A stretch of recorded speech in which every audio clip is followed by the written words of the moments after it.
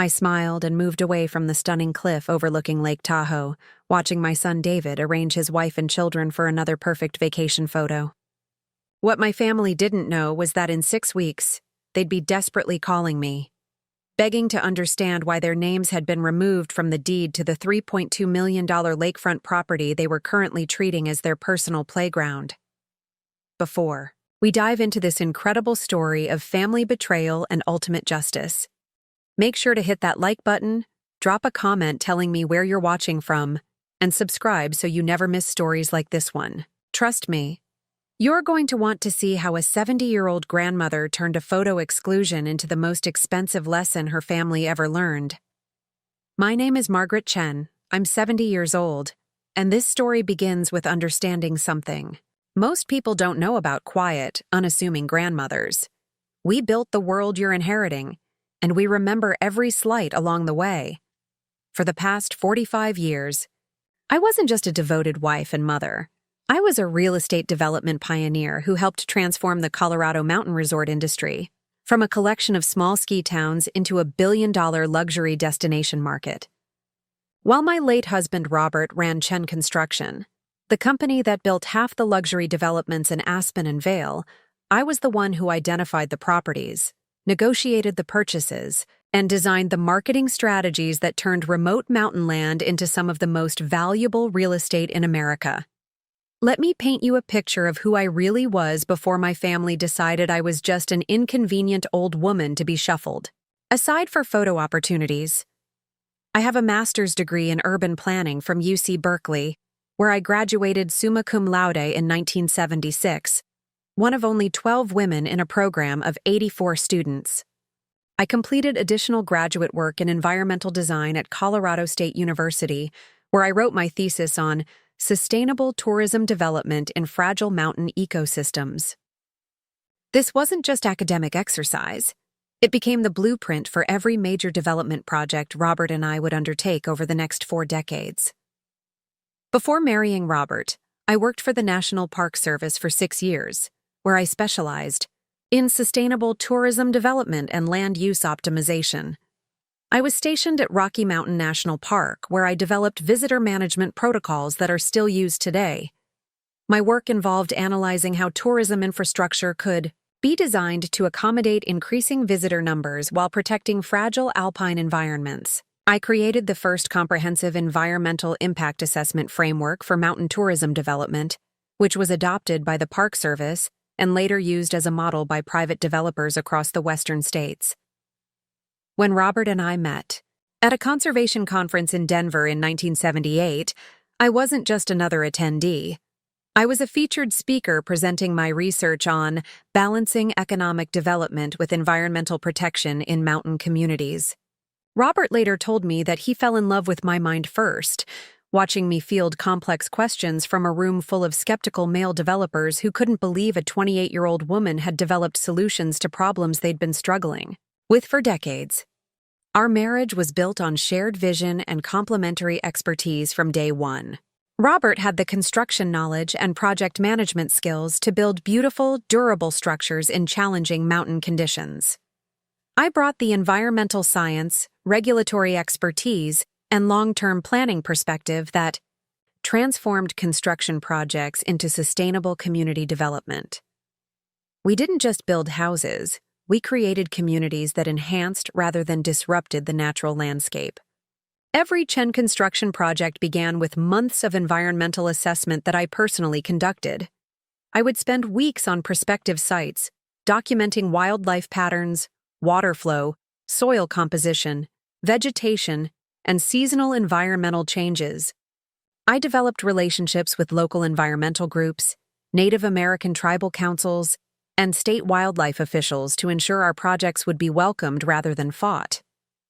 This wasn't just about being environmentally conscious, it was brilliant business strategy. While other developers faced years of legal challenges, permitting delays, and community opposition, Chen Construction projects sailed through approval processes because I had already built consensus with every stakeholder group. While competitors were fighting environmental lawsuits that cost millions and delayed projects for years, We were breaking ground on schedule and under budget.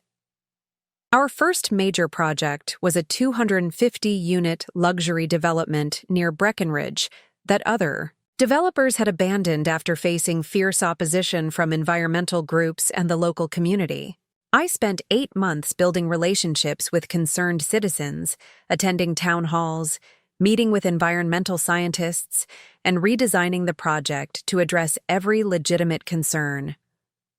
The final design preserved 60% of the original forest, created wildlife corridors that actually improved habitat connectivity, and included a community center and trail system that benefited existing residents as much as new property owners. Instead of the massive grading and tree removal that characterized typical mountain developments, we designed around the natural topography, preserving mature trees and integrating buildings into the landscape so seamlessly that they were barely visible from the main valley.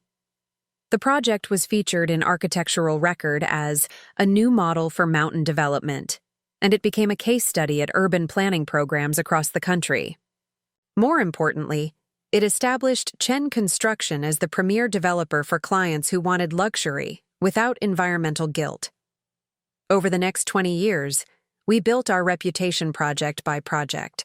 A sustainable resort community near Steamboat Springs that achieved LEED Platinum certification before most people had heard of green building standards. A luxury cabin development near Aspen that preserved ancient petroglyphs and created an interpretive trail system in partnership with the Ute Mountain Ute tribe, a mixed-use village near Vail that included affordable housing for local workers alongside luxury vacation homes, a revolutionary concept that other developers said was impossible. I wasn't just Robert's wife who happened to be involved in the business. I was the strategic brain behind every major decision. While Robert managed construction crews and building logistics, I handled everything else: site selection, environmental planning, regulatory navigation, community relations, marketing strategy, and long-term financial planning. I personally negotiated with county commissioners, state environmental officials, federal land managers, and tribal representatives. I wrote environmental impact assessments that were so thorough they became templates for other developers. I designed marketing campaigns that attracted environmentally conscious luxury buyers from across the country. I managed relationships with environmental consultants, wildlife biologists, and sustainability experts who became part of our extended team. Chen Construction wasn't just successful. We were industry leaders who commanded premium prices because we delivered what other developers couldn't: luxury developments that enhanced rather than degraded their environments. Our waiting lists were consistently longer than any comparable developments because we had created a unique market position serving affluent buyers who wanted beautiful homes without environmental compromise. But my influence extended far beyond our own projects. I served on the Colorado Environmental Coalition Board for 15 years, helping shape state policy on mountain development. I was appointed to the governor's task force on sustainable tourism development, where I helped draft legislation that balanced economic growth with environmental protection. I testified before Congress on sustainable development practices and was invited to speak at planning conferences across North America and Europe. The Lake Tahoe property represented the pinnacle of everything Robert and I had learned about sustainable luxury development. We purchased 6 acres of pristine waterfront land in 1995, when most developers were focused on cramming as many units as possible onto lakefront lots. Instead of maximizing buildable space, we designed a single 8,000-square-foot lodge that preserved 80% of the mature forest and maintained natural wildlife corridors to the lake. The house itself was an architectural marvel that showcased every innovative, sustainable technology available. Solar panels were integrated so seamlessly into the roofline that they were invisible from ground level. Geothermal heating and cooling systems eliminated the need for fossil fuel heating. Rainwater collection systems supplied all landscape irrigation. Native plant landscaping required no artificial watering and provided habitat for local birds and small mammals.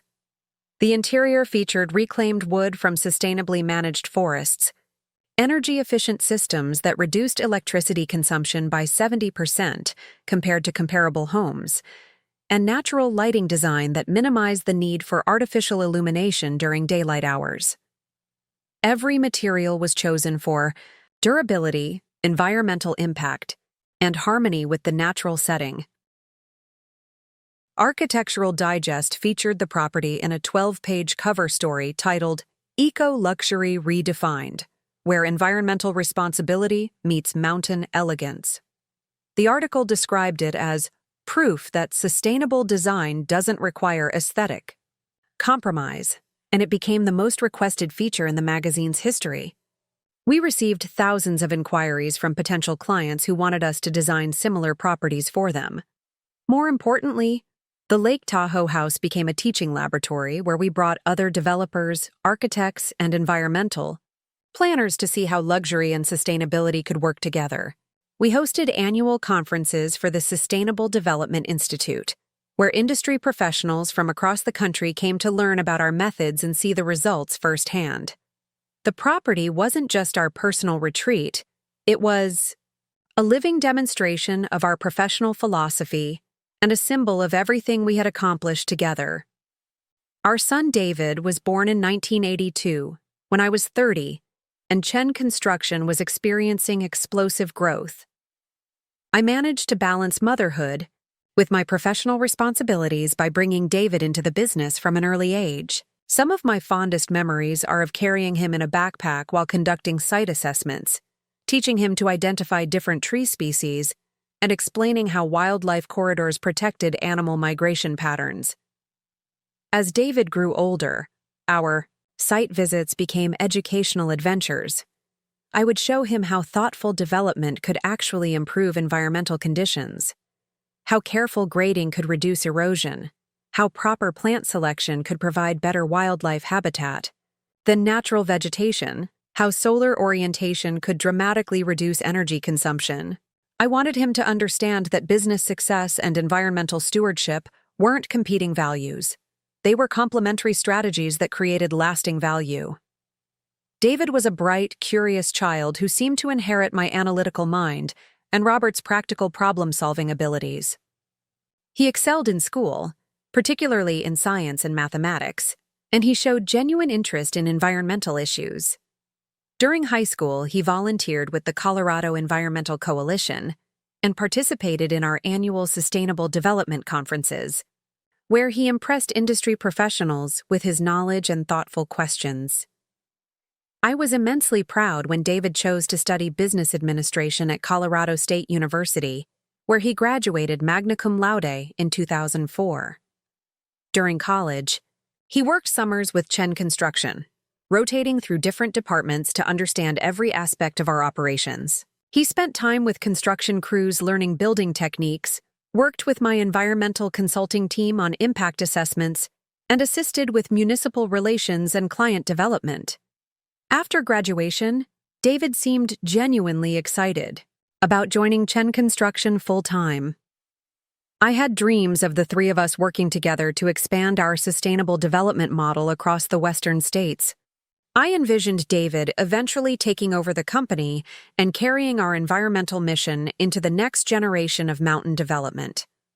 For the first few years, everything went exactly as I had hoped. David showed genuine aptitude for the business and seemed to appreciate the unique market position we had created. He worked closely with me on several major projects, learning the intricate process of building consensus among diverse stakeholder groups and navigating complex environmental regulations.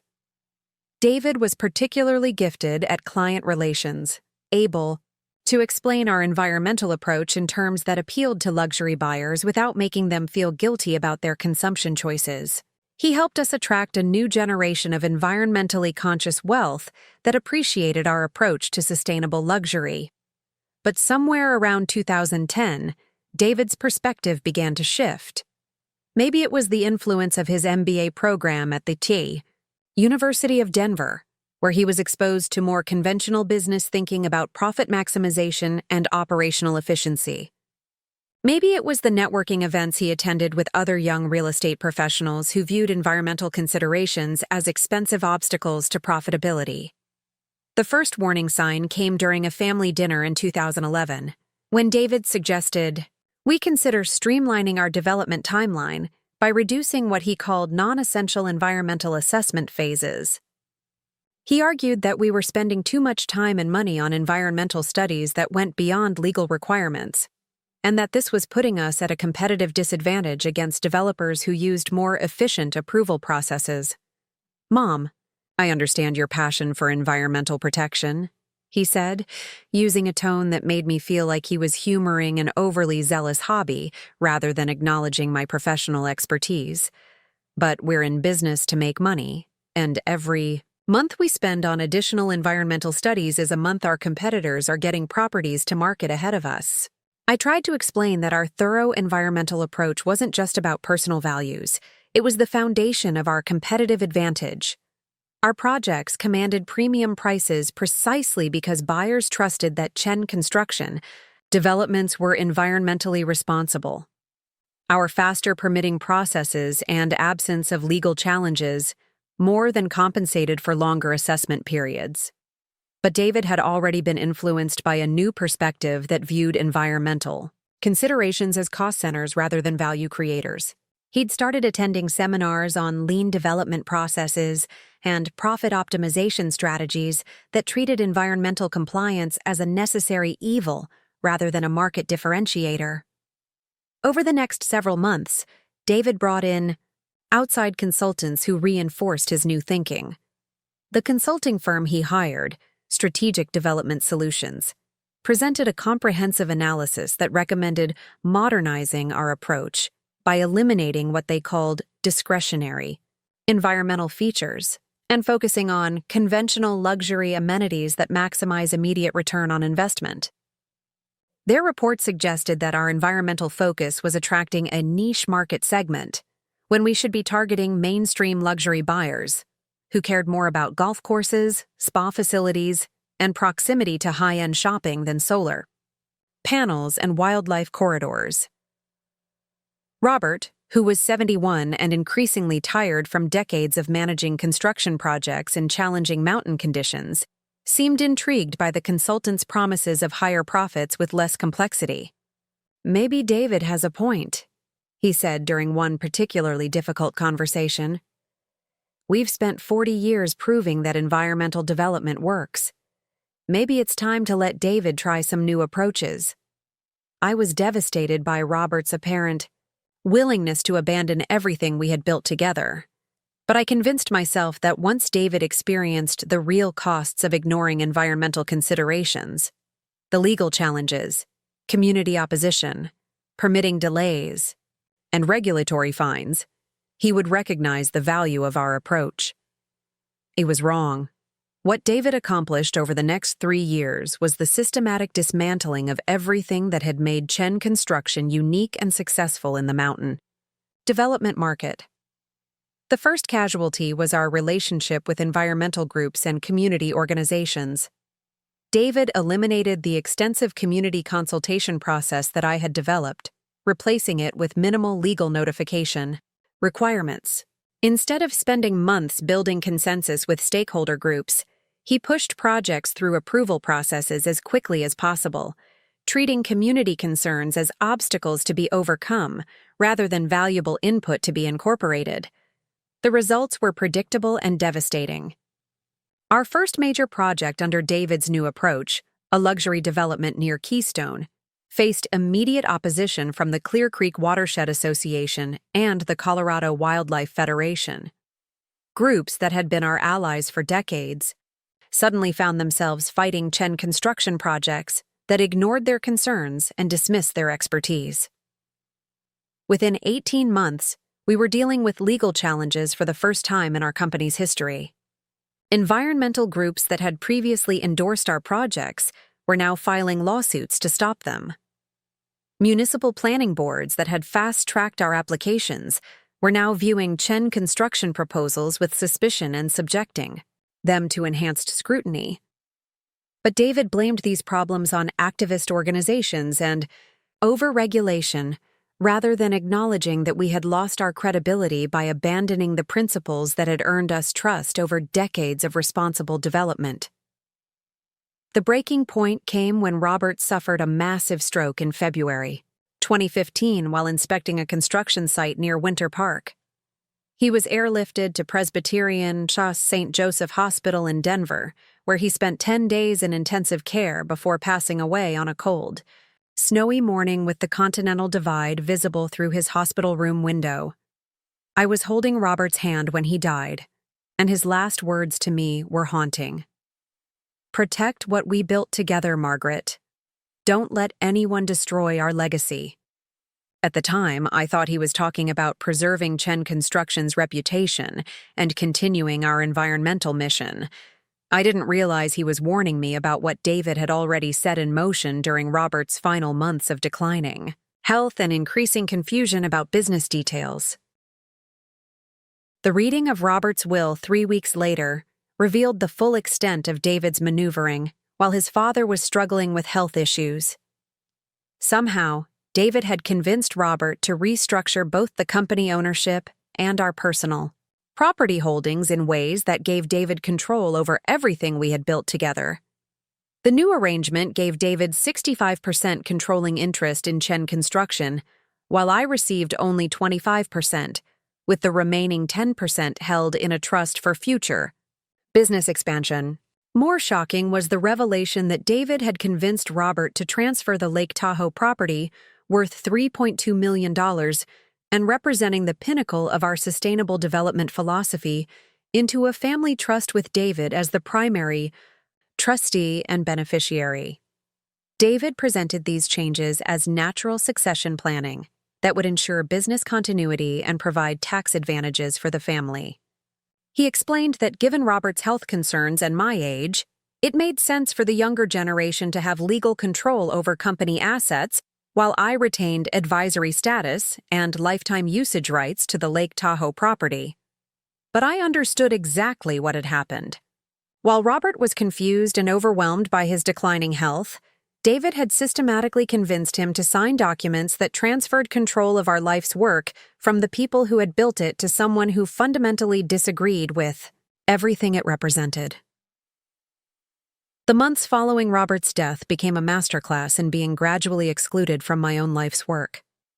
David immediately implemented what he called operational restructuring, designed to eliminate my influence over company decisions while maintaining the appearance of respecting my contributions. My office, which had been adjacent to Robert's, in our Boulder headquarters for 20 years, was relocated to a smaller space in the basement level under the guise of optimizing executive floor utilization for client meetings. My assistant of 15 years, Patricia, was reassigned to other duties because David felt I no longer needed dedicated administrative support for environmental consulting activities. Most painfully, I was systematically excluded from project planning and client meetings. David explained that he wanted to establish clear lines of operational authority and avoid confusing municipal officials and clients with overlapping leadership roles. When I protested that my relationships with planning boards and environmental agencies were built on personal credibility developed over decades, he replied that Chen Construction needed to evolve beyond personality-dependent governmental relationships. Lake Tahoe property became the most visible and painful symbol of my new powerlessness. Despite David's assurances about my lifetime usage rights, he immediately began treating the property as his family's personal vacation retreat. He scheduled extended family trips without consulting me, made renovation decisions without seeking my input, and began referring to it as the family cabin, rather than acknowledging its significance as an architectural showcase and environmental demonstration project.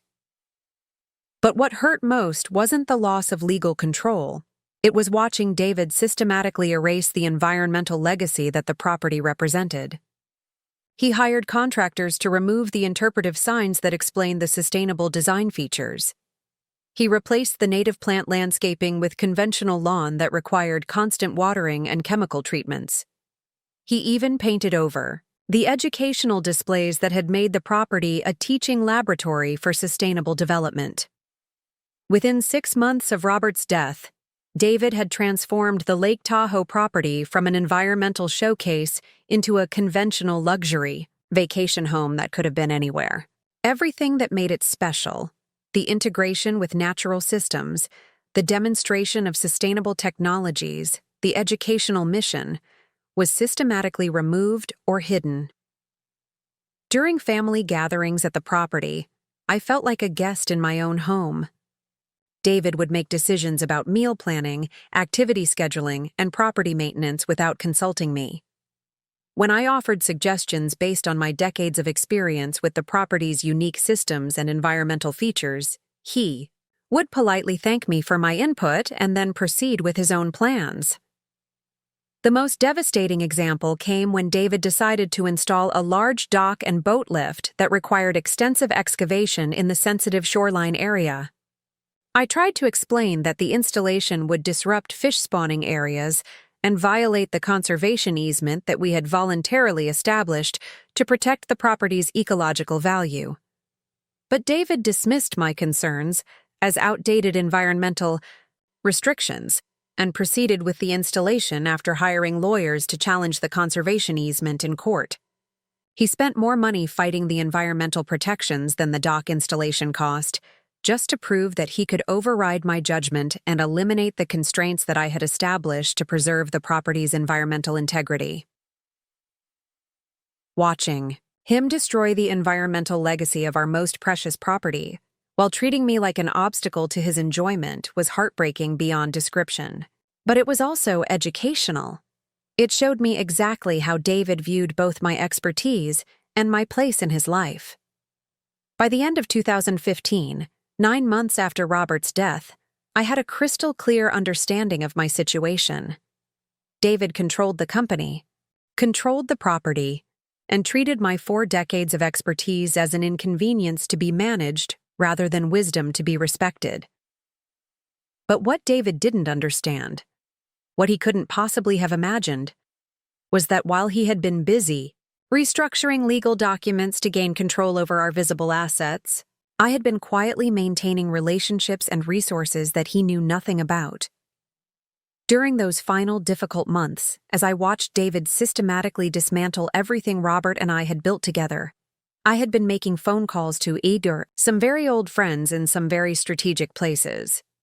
Because while David thought he controlled everything that mattered about the Chen family legacy, he had forgotten about the one asset that couldn't be transferred, restructured, or taken away. From me, my knowledge, my relationships, and my very long memory for people who underestimate what a determined 70-year-old woman can accomplish when she sets her mind to teaching someone a lesson they'll never forget.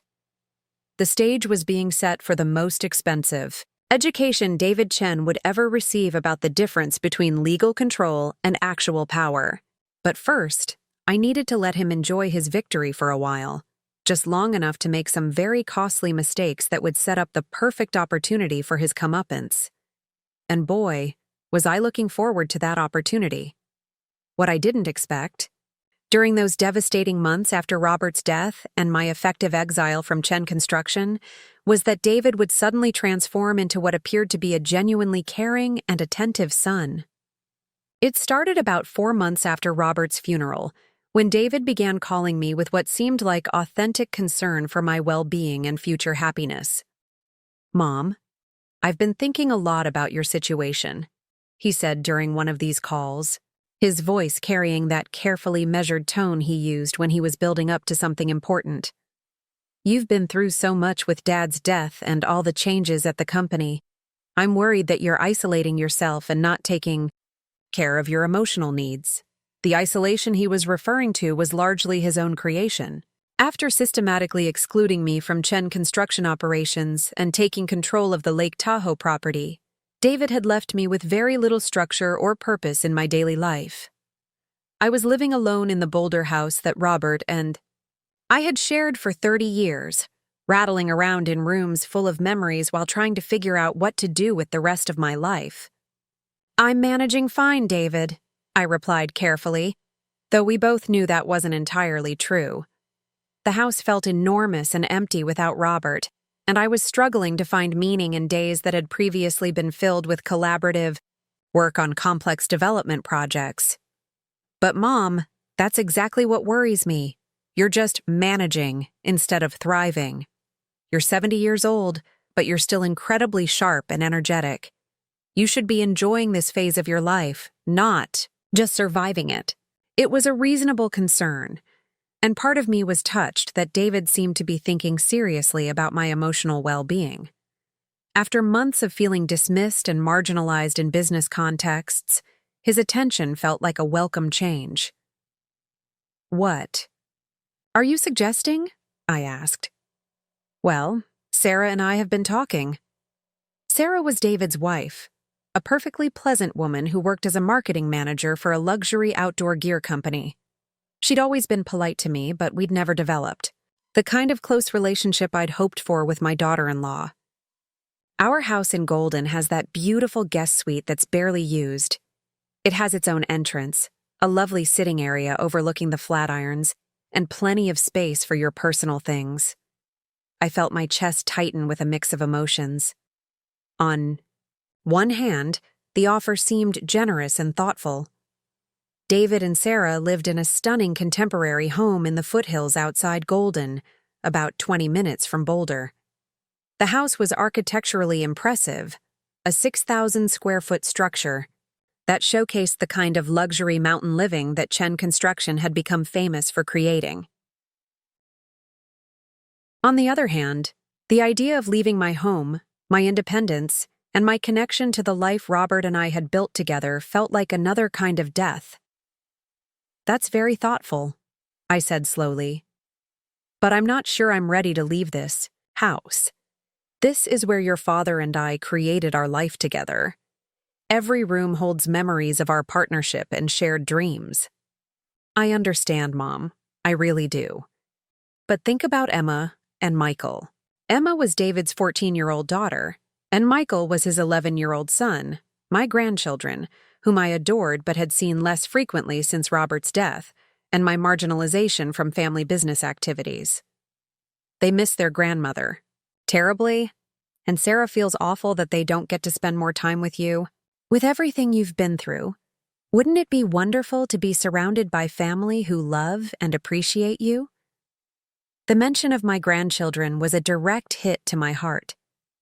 Emma was developing into a remarkable young woman, intelligent, artistic, and curious about the world in ways that reminded me of myself at that age. She had inherited my love of environmental science and often asked thoughtful questions about sustainable development and conservation. Michael was a bright, energetic boy who loved hearing stories about the construction projects his grandfather and I had completed, and he showed genuine interest in understanding how buildings and communities were planned and developed. Since Robert's death and my removal from Chen Construction, I'd seen Emma and Michael only a handful of times, and I missed them desperately.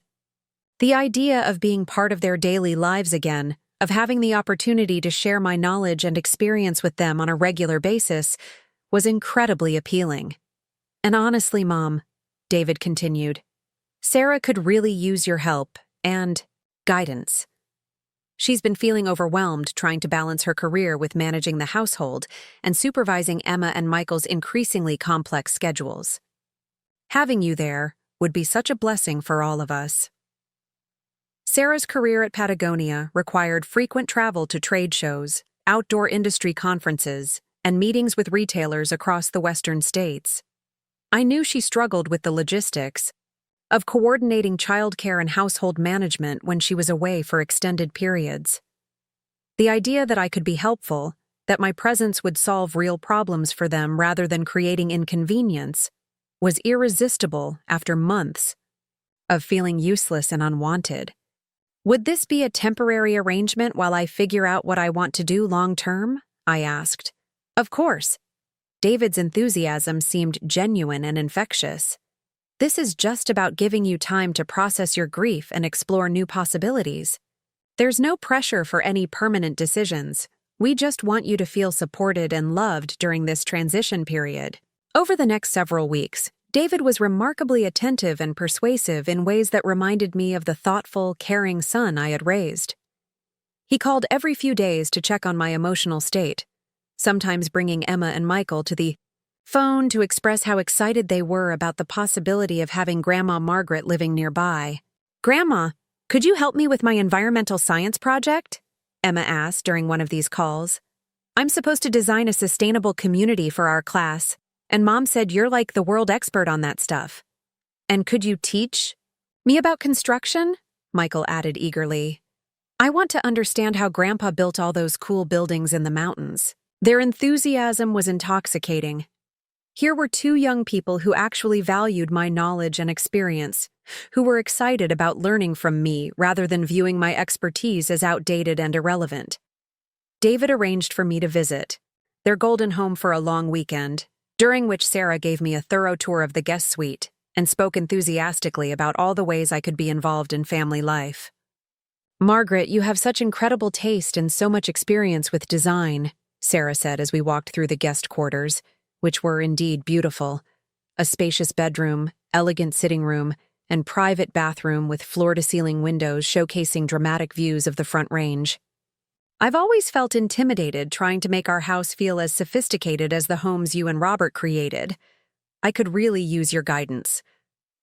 She showed me through the main house, pointing out areas where she felt out of her depth in terms of interior design and entertaining. "I know you were famous for the incredible dinner parties you and Robert used to host for clients and industry colleagues. I would love to learn from you.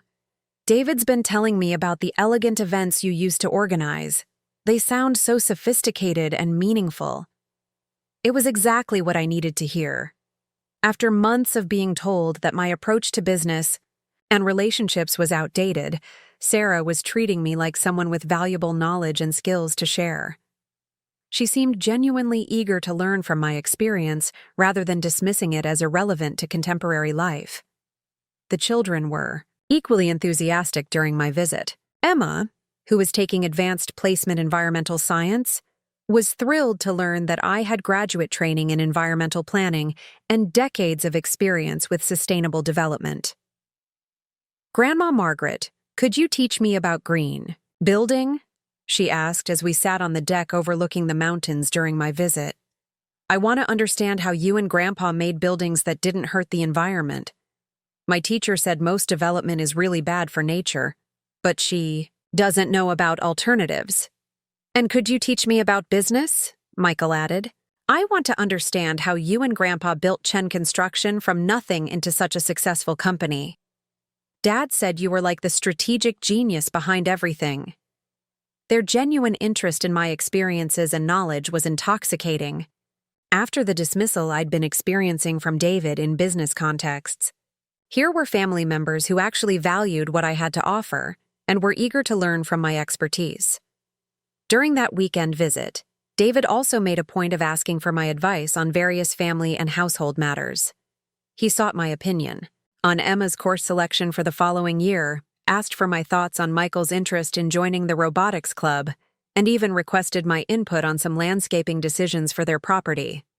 "Mom, you raised me to be thoughtful and successful," he said during a quiet moment on Sunday evening.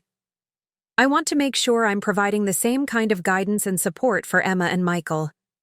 Having you closer would mean they could benefit from your wisdom and experience on a regular basis, just like I did growing up." By the end of the weekend, I was seriously considering the move. The guest suite was lovely and private, the children clearly wanted me there, and Sarah seemed genuinely enthusiastic about having me become part of their household routine. Most importantly, David was treating me with a respect and appreciation that had been missing from our recent interactions. But I still had reservations about leaving the Boulder house, about giving up my independence and the last tangible connection to the life Robert and I had shared. David seemed to understand my hesitation perfectly. "Mom, what if we started with a trial period?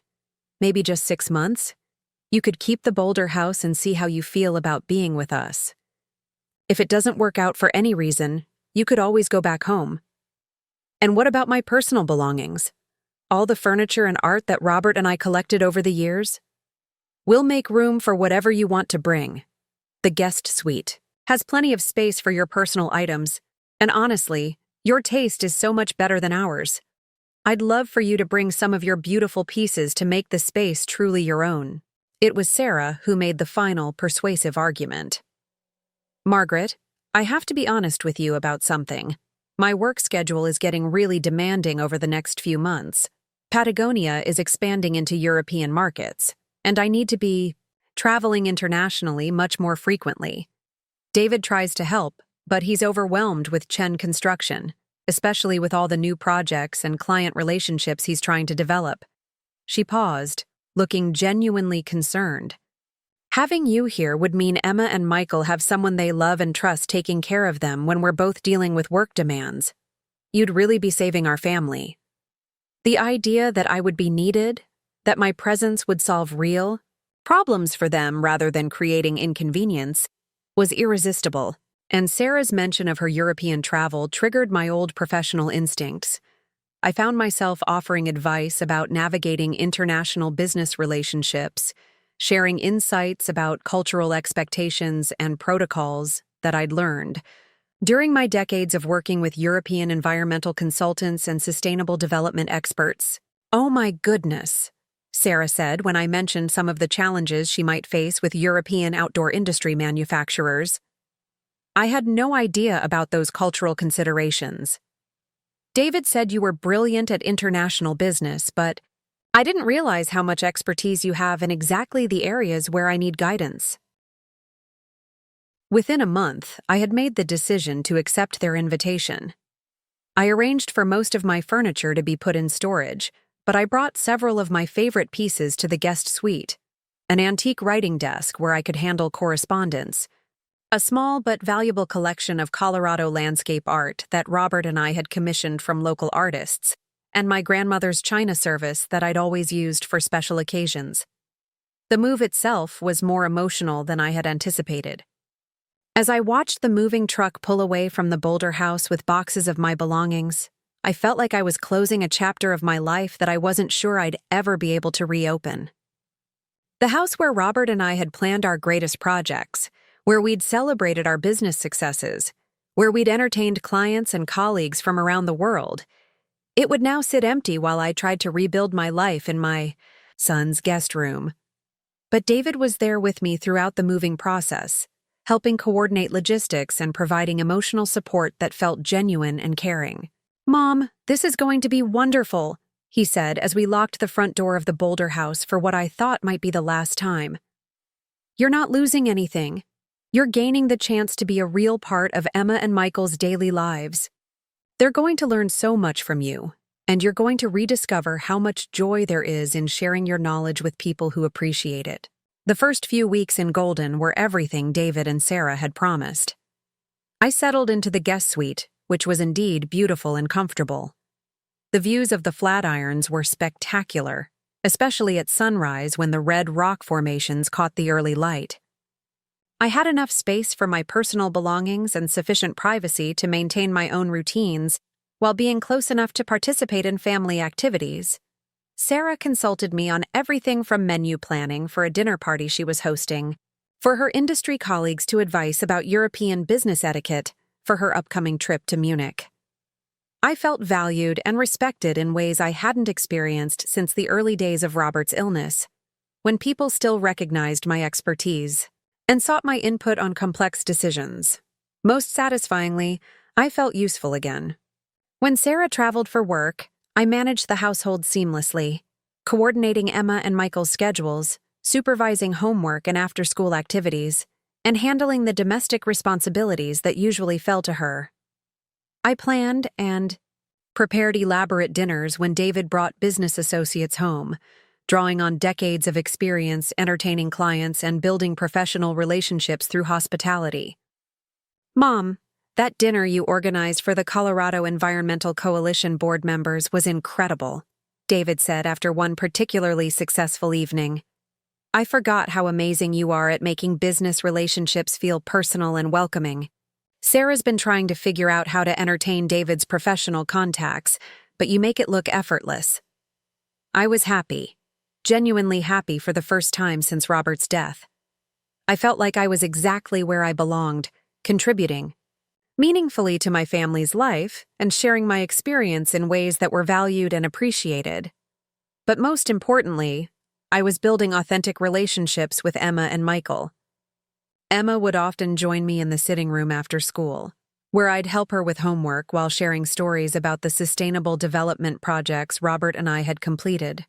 She was particularly fascinated by my descriptions of the environmental restoration work we'd done, where damaged landscapes had been transformed into thriving ecosystems through careful planning and scientific management. "Grandma, could we visit some of the places you and Grandpa worked on?" she asked one afternoon as we looked through photo albums from various projects. "I want to see how the environmental restoration turned out, and understand how you made development actually improve the land instead of hurting it."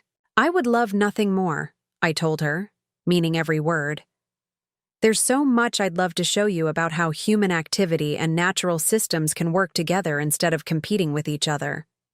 Michael was equally engaging, though his interests ran more toward the technical and business aspects of development and construction. He'd sit beside me while I explained how different building techniques were adapted to mountain conditions, how weather patterns affected construction schedules, and how successful development projects required coordination among dozens of different specialists and contractors. "Could I visit one of Chen Construction's current projects?" he asked one evening after I'd shown him some photographs from our most successful developments. "I want to see how everything actually works when you're building something."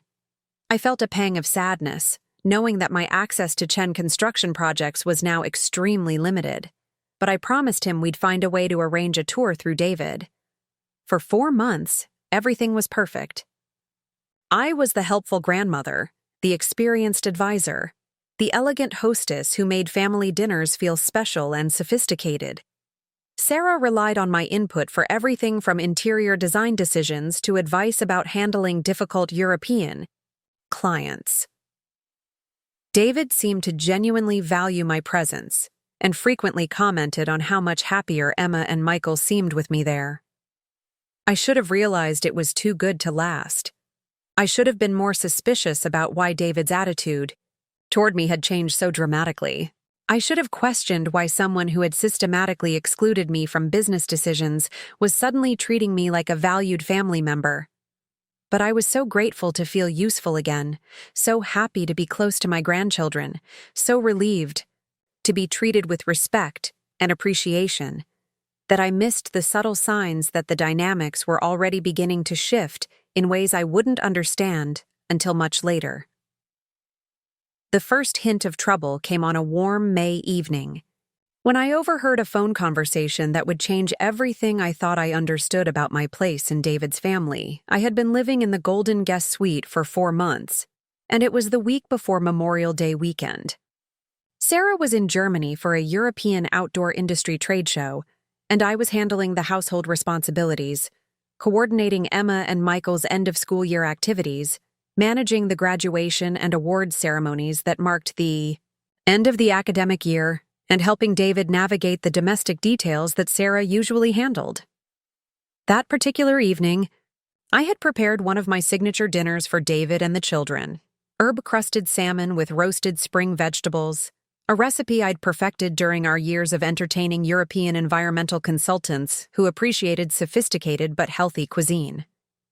The children had gone to bed after we'd spent the evening working on Emma's final environmental science project and helping Michael organize his collection of rocks and minerals from our weekend hiking trips in the foothills.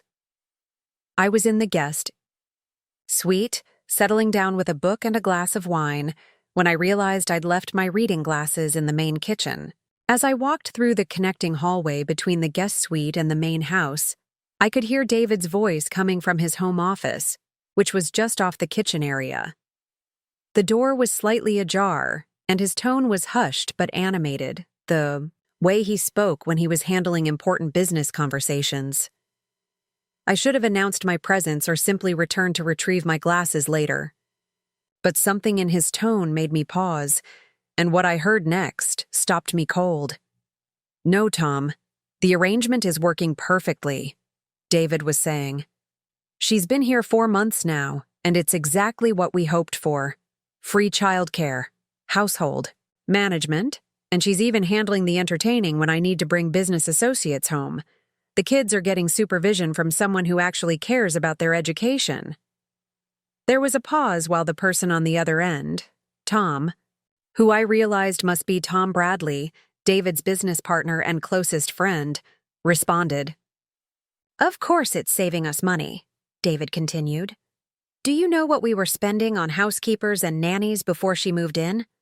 And now Emma and Michael are being educated by someone with actual expertise instead of just being kept occupied by hired help." Another pause. Then David's voice took on a tone that made my blood run cold. "The best part is that she thinks she's needed and valued. You should see how eager she is to help with everything. She's like a high-end domestic service that comes with emotional investment in the outcomes." I felt like I'd been punched in the stomach. High-end domestic service. That's how my son viewed my presence in his home. Not as a beloved family member contributing to their lives, but as free labor with emotional attachment that made me more reliable than paid help. "No, no," David was saying, and I could hear him walking around his office. "She's not suspicious at all. She's so grateful to feel useful again after everything with Chen Construction that she hasn't questioned anything. And honestly, Tom, it's working out better than we expected. She has incredible standards for everything. The house runs like clockwork, the kids are getting education that we could never afford to provide, and my business entertaining has never been more impressive." The conversation continued, but I felt like I was hearing it through water. David was describing me like a particularly valuable acquisition, detailing the benefits of my presence as if I were a business investment that was performing better than projected. "The timing was perfect," he said.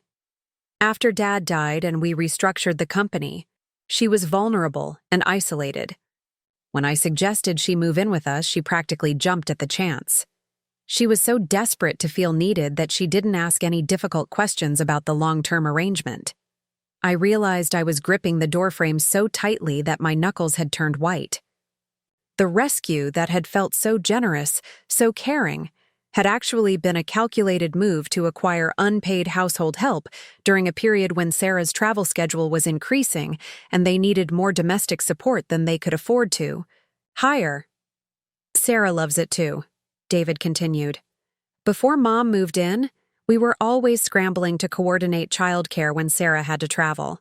Now she can take any assignment without worrying about the kids, and she knows they're being taken care of by someone who actually teaches them things instead of just keeping them occupied with screens and activities."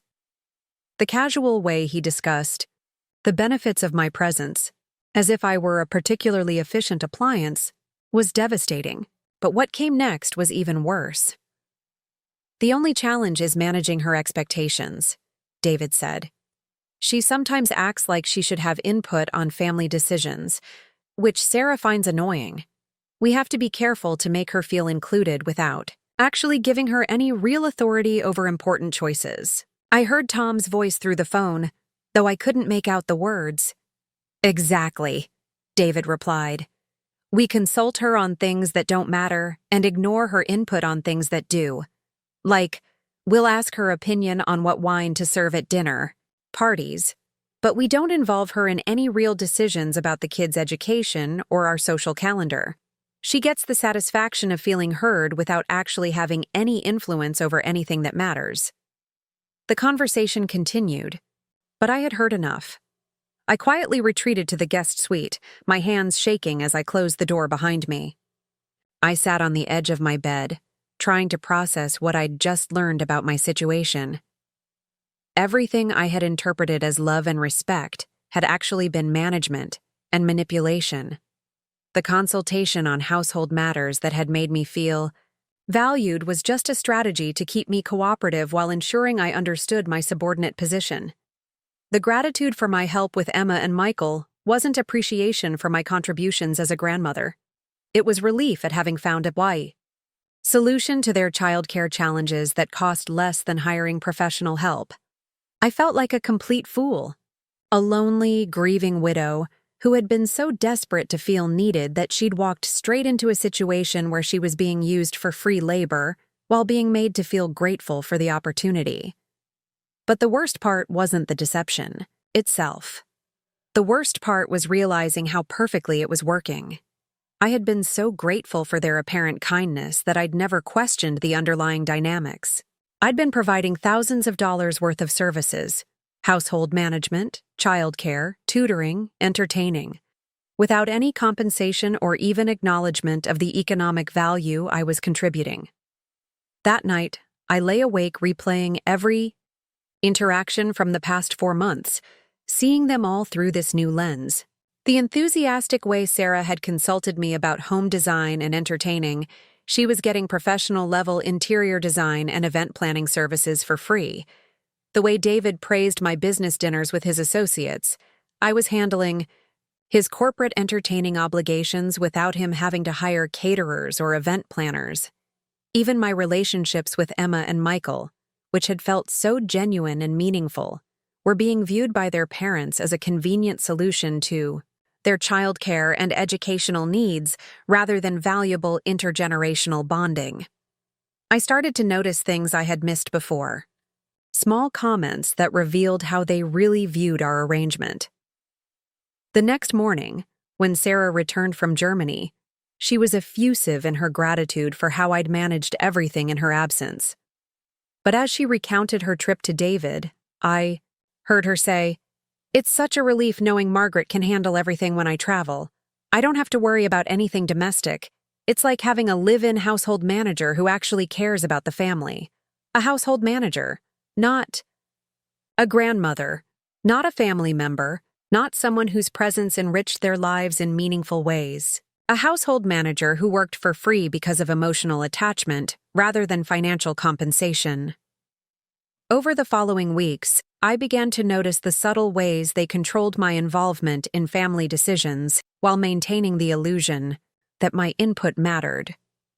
When it came time to plan Emma's summer activities, for example, Sarah asked for my opinions on various camps and programs, making me feel like a valued collaborator in her educational planning.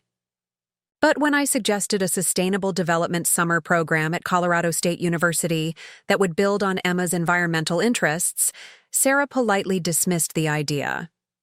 "Oh, Margaret, that sounds fascinating. But we've already decided. Emma should focus on more traditional academic enrichment this summer. We want to make sure her college applications show breadth rather than deep specialization in one area." Later, I overheard her on the phone with her sister, saying, "We're sending Emma to a leadership camp in Vermont this summer. David thinks it's important for her to network with kids from influential families on the East Coast. The connections could be valuable when she's applying to Ivy League schools." They were sending Emma to an expensive leadership program specifically for networking purposes, a decision that had apparently been made before they ever consulted me. And my input on educational opportunities had been solicited not because they valued my opinion, but because they needed someone to handle the research and application logistics for programs they'd already selected. The pattern became clear once I started looking for it. They would ask for my advice on implementation, while excluding me from decision-making. They wanted my labor and expertise, but not my influence or authority over outcomes that mattered to them. The most painful example came when Michael expressed interest in learning more about environmental science and sustainable development. Having spent months listening to stories about my work with Robert, he was genuinely curious about how environmental protection and business success could work together. "That's wonderful, Margaret," Sarah said when I brought up Michael's interest. "Would you mind researching some programs or activities that might nurture that interest? You know so much more about environmental education than we do." I spent hours researching youth environmental programs in the area, comparing curricula, educational philosophies, and long-term outcomes. I compiled a detailed report with my recommendations and even reached out to my contacts in the environmental education community to get insider perspectives on the best programs for a child with Michael's interests and abilities. When I presented my research to David and Sarah, They were appropriately grateful and impressed. "This is incredible, Mom," David said. "You've done such thorough work. We really appreciate you taking the time to put this together." But the next week, I overheard Sarah on the phone enrolling Michael in a completely different program, a summer robotics camp that hadn't even been on my list because it had no environmental component and focused primarily on technology and engineering rather than natural systems. When I asked about the decision, Sarah explained, "We decided to go with the robotics program because several families from Michael's school use it, and David thinks it's important for Michael to develop technology skills that will be valuable in any future career path." It was a reasonable explanation, but it highlighted the reality of my position. They had used my expertise to research options, but they'd made their decision based on social and career considerations I hadn't been told were important. I was valuable for my labor and knowledge, but not for my judgment or decision-making. Authority. The social dynamics became even clearer during their Memorial Day party that year. Sarah had asked for my help planning the event, and I had thrown myself into the project with enthusiasm. I designed the menu, coordinated with vendors, and handled most of the preparation and setup, creating an elegant outdoor gathering that showcased both their beautiful home and their sophisticated lifestyle. But during the party itself, I realized I was functioning more as staff than as family. Sarah introduced me to guests as David's mother, who's been such a help with the party planning, but the conversations never went deeper than polite acknowledgments of my contributions to the event's success. Meanwhile, I watched Sarah navigate the room like a confident hostess, accepting compliments on the beautiful party without mentioning that I had designed and executed most of it. When guests praised the elegant appetizers or the perfectly coordinated table settings, she smiled graciously and said things like, "Thank you. We really wanted to create something special for our friends." I spent most of the evening in the kitchen, managing the flow of food and coordinating with the catering staff I'd hired to supplement the dishes I'd prepared. When I did join the party, I felt like an outsider looking in on a social world that I wasn't truly part of, despite having created the framework that made it possible. But the most telling moment came near the end of the evening, when I overheard Sarah talking to one of her neighbors in the hallway. "Your party was absolutely gorgeous," the neighbor was saying. "How do you manage to pull off something so elegant with your busy travel schedule?" "Honestly, having David's mother living with us has been a godsend," Sarah replied. "She has such sophisticated taste and experience with entertaining. I just have to point her in the right direction and she handles all the details." Point her in the right direction. As if I were an employee receiving assignments, rather than a family member sharing my expertise and enthusiasm for creating beautiful experiences. That night, as I cleaned up the remnants of the party while David and Sarah went to bed, I felt the full weight of my situation. I was living in their house, providing valuable services, contributing to their lifestyle and success, but I was being treated as a particularly useful household resource rather than a respected family member. The children, Emma and Michael, were still the only bright spot in an increasingly painful dynamic. Their affection for me seemed genuine, and our relationships felt authentic in ways that my interactions with their parents increasingly did not. But even there, I began to notice how David and Sarah managed my influence. When Emma asked if I could take her to visit some of the sustainable development projects Robert and I had completed, something I'd been eager to share with her, Sarah quickly intervened. "That's such a lovely idea, Margaret. But Emma has so many activities already scheduled for the summer. Maybe we can plan something like that for next year when her schedule is less packed." Next year never came, and when I brought up the sustainable development tour again, Sarah had a new reason why it wasn't convenient. Similarly, when Michael expressed interest in visiting one of Chen Construction's current projects to see how the environmental assessment and community consultation processes worked, David was enthusiastic in conversation, but evasive when it came to making actual arrangements. "That's a great idea, Mom. Let me see what I can set up," he would say. But weeks would pass without any follow-through. I began to realize that while they wanted me to educate and inspire the children on subjects that enriched their development, they didn't want me to create experiences or relationships that might give me independent influence in Emma and Michael's lives outside their direct control. The control was subtle, but comprehensive. I could teach Michael about environmental science in their living room, but I couldn't take him to see actual environmental restoration projects. I could help Emma with her academic work, but I couldn't introduce her to professional opportunities in fields that interested her. I could share my knowledge and enthusiasm, but only within the boundaries they established. By August, 6 months after moving in with them, I had a clear understanding of my actual role in their household. I was a high-end domestic service provider who happened to be related to them. I managed their home, cared for their children, handled their entertaining, and provided educational enrichment, all without compensation, contracts, or genuine decision-making. Authority. But they had been careful to make the arrangement feel like family generosity rather than economic exploitation. They consulted me just enough to make me feel valued, praised my contributions just enough to keep me motivated, and included me just enough to prevent me from feeling completely marginalized. It was masterful manipulation, and I had to admit, with a mixture of admiration and horror, that it was working exactly as they had intended. The question was, what was I going to do about it?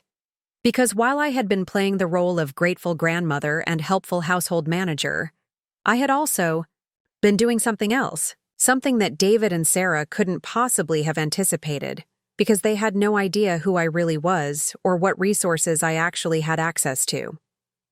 I had been making phone calls, very interesting phone calls to very old friends in very strategic places. And I was beginning to formulate a plan that would teach David and Sarah exactly what it meant to underestimate Margaret Chen. But first, I needed to endure a few more months of being treated like a useful appliance. Because the longer they took me for granted, the more devastating their education was going to be. And I was very much looking forward to their education. The small betrayals began in ways so subtle that I almost convinced myself I was imagining them. But once you understand that you're being managed rather than respected, every interaction takes on new meaning, and patterns that seemed innocent become painfully obvious. The first clear sign came in late August, during what should have been a celebration of Emma's acceptance into the National Honor Society. Emma had worked incredibly hard throughout high school, maintaining a 4.2 GPA while participating in environmental club, student government, and volunteer work with local conservation organizations.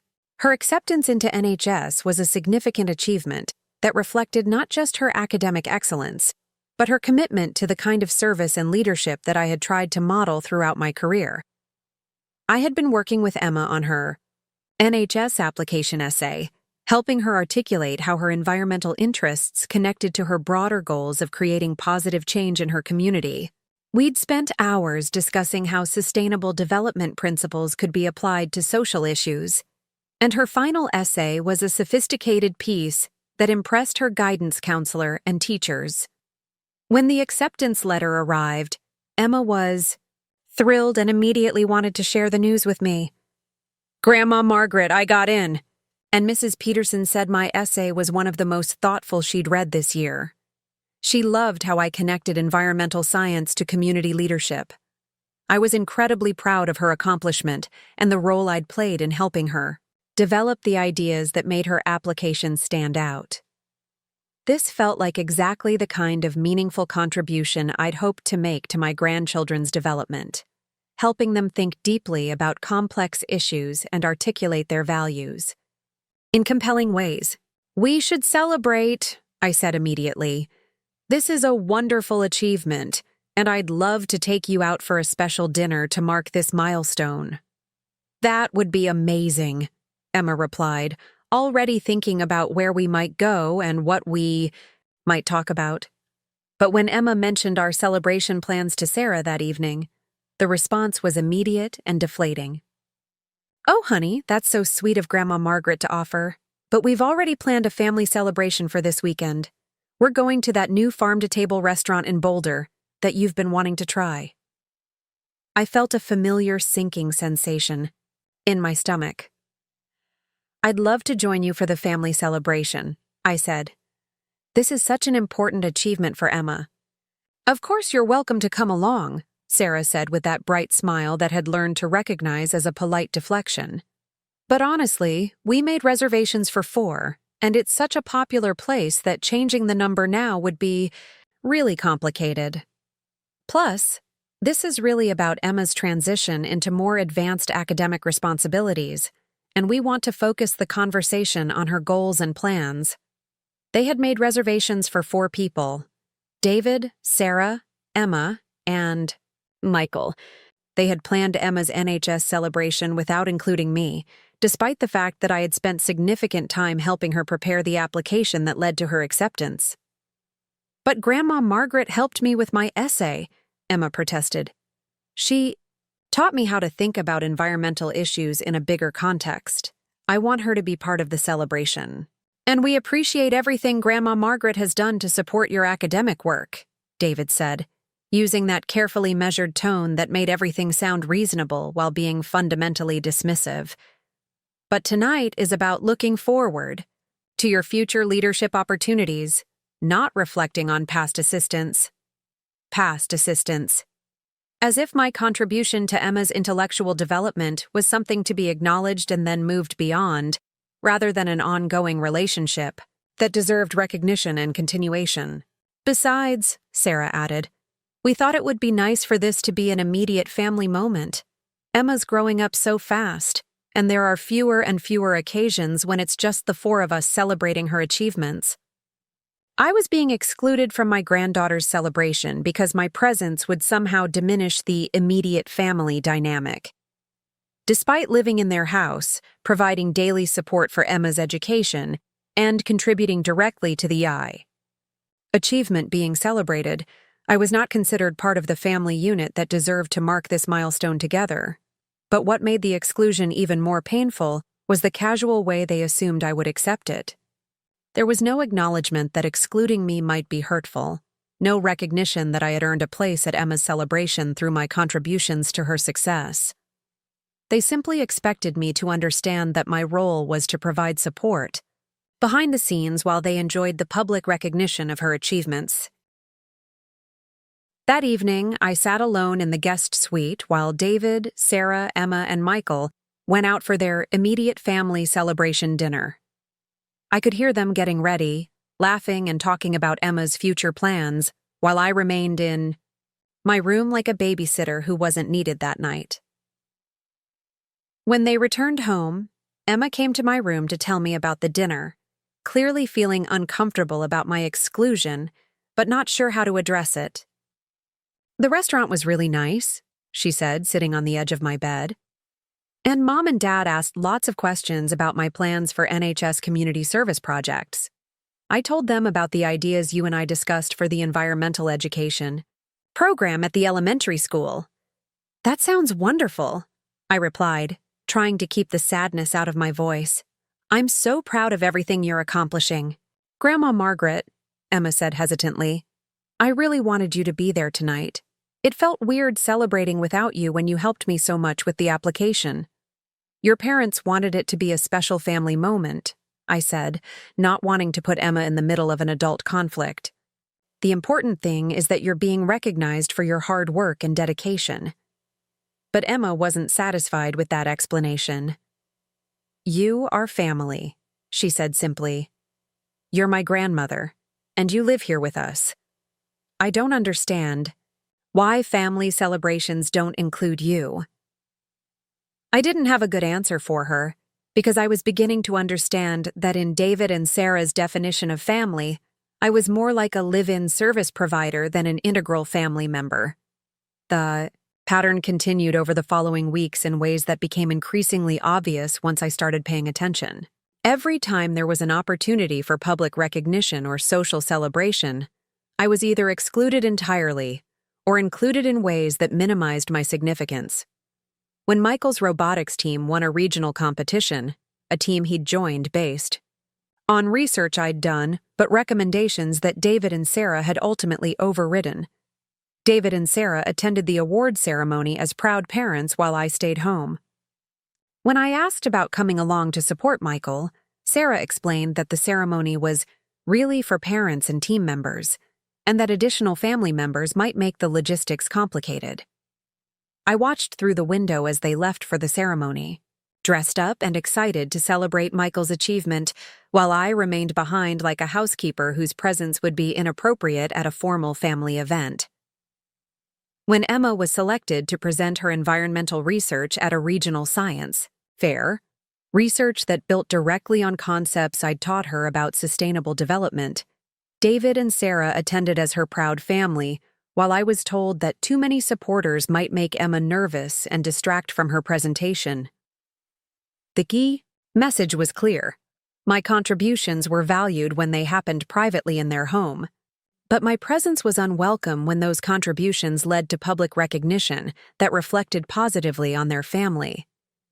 But perhaps the most painful example came when Sarah's parents visited from California for a long weekend in September. Sarah's father, Robert Lindstrom, was a retired engineering professor, and her mother, Janet, had worked as a librarian before becoming a full-time parent. They were lovely people who had always been polite to me during the brief encounters we'd had over the years. I was looking forward to their visit as an opportunity to build deeper relationships with Emma and Michael's other grandparents. I thought we might enjoy sharing stories about our grandchildren and discussing their development and achievements. But from the moment Robert and Janet arrived, it became clear that my role during their visit was to facilitate their family time, while remaining largely invisible myself. "Margaret's been such a help with the children," Sarah explained to her parents, as if I were a particularly reliable babysitter rather than a family member. "She's been handling so much of the household management while I've been traveling for work." During their 3-day visit, I was expected to prepare elaborate meals, coordinate activities, and ensure that everything ran smoothly for the visiting grandparents, while being excluded from most of the family activities and conversations. When Adelaide, Robert expressed interest in hearing about the sustainable development work that had made Chen Construction successful, David quickly redirected the conversation. "Dad built some impressive projects over the years," he said, "but I'm more interested in discussing the new directions we're taking the company. We're focusing on more efficient development processes that appeal to contemporary market demands." I wasn't invited to share my perspective on the projects that Robert and I had created together, despite the fact that Robert Lindstrom's background in engineering would have made him an ideal audience for understanding the technical innovations we'd pioneered. Instead, David presented our life's work as something from the past that he was improving upon, rather than a foundation of expertise that continued to be relevant. When Janet mentioned that she'd read about sustainable development and was curious about how environmental considerations were integrated into luxury construction, Sarah smoothly redirected her attention. "Oh, that's fascinating that you're interested in environmental issues. You should talk to Emma about her science fair project on renewable energy. She's become quite the expert on sustainability. My decades of professional experience in sustainable development were dismissed, while Emma's high school science project was presented as the family's expertise in environmental issues."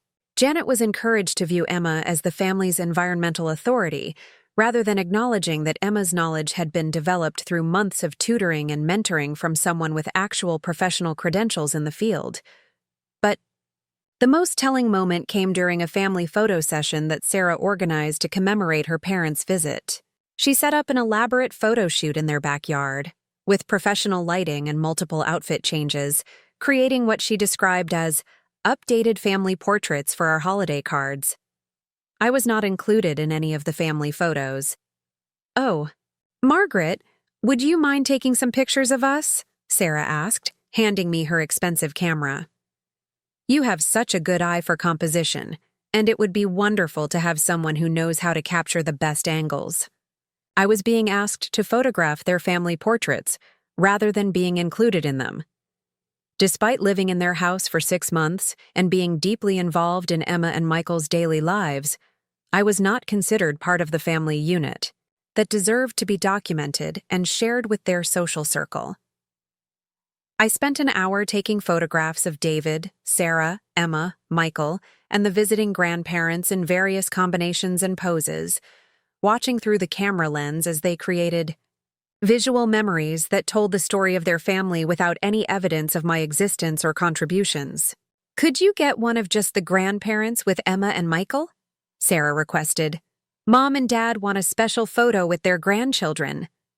I photographed Robert and Janet Lindstrom posing proudly with Emma and Michael, capturing the joy and love between them, while knowing that no similar photograph would ever be taken of me with my grandchildren during this visit. In the visual narrative of their family life, there was only one set of grandparents whose relationship with Emma and Michael was worth documenting and celebrating. When Sarah later showed me the printed photographs, she was effusive in her praise of my photography skills. "These are absolutely beautiful, Margaret. You really captured the love and connection between everyone. We're definitely using several of these for our holiday cards."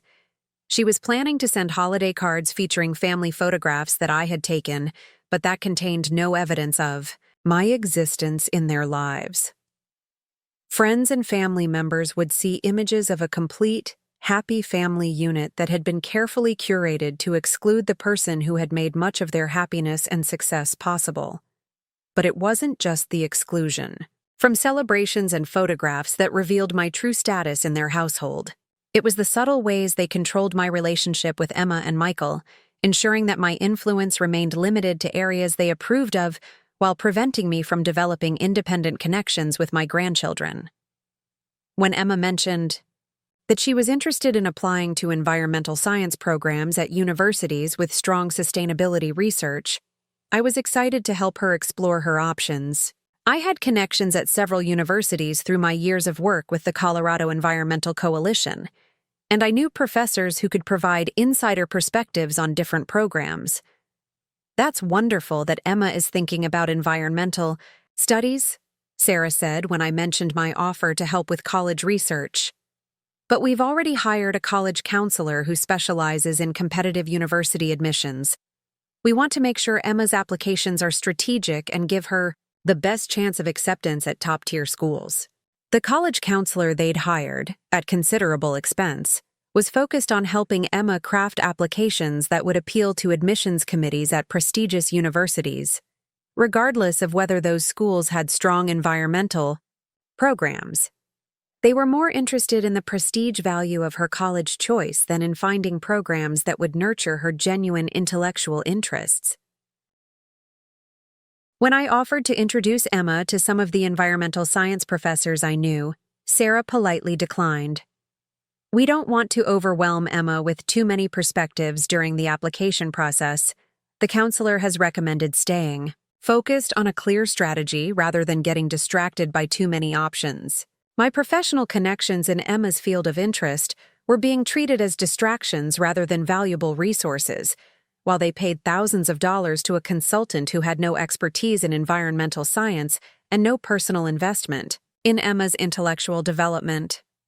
Similarly, when Michael expressed interest in learning more about construction and engineering, I offered to arrange visits to some of Chen Construction's projects where he could see sustainable building techniques in action and meet the engineers and contractors who implemented them. "That's such a thoughtful offer," David said, "but I'm not sure our current project sites are appropriate for children's visits. There are safety concerns and insurance issues that make it complicated to bring family members to active construction zones." But the following week, I learned that David had arranged for Michael to visit a conventional development project managed by one of his business associates, a project that had no environmental considerations and used standard construction techniques that Michael could have observed at any building site in the Denver area. David was comfortable having Michael visit construction sites when those visits reinforced his new business philosophy, but not when they might expose Michael to the sustainable development approaches that I had pioneered. He wanted to control what Michael learned about construction and engineering, ensuring that his introduction to the field came through David's perspective rather than through my expertise. The control extended to seemingly minor decisions that revealed how completely David and Sarah managed my interactions with Emma and Michael. When I suggested taking the children hiking in Rocky Mountain National Park to show them some of the areas where I'd done environmental restoration work, Sarah explained that their weekends were too packed with activities to allow for additional outings. But they regularly took Emma and Michael on weekend trips that I wasn't invited to join. Ski trips to Vail, camping excursions in the San Juan Mountains, visits to Denver museums and cultural events. The message was clear. I could spend time with my grandchildren when that time served their needs: homework help, educational enrichment, childcare during Sarah's travels. But I couldn't create independent experiences that might build stronger, personal relationships between us. The most painful realization came when I understood that Emma and Michael were beginning to internalize their parents' subtle messages about my role in their lives.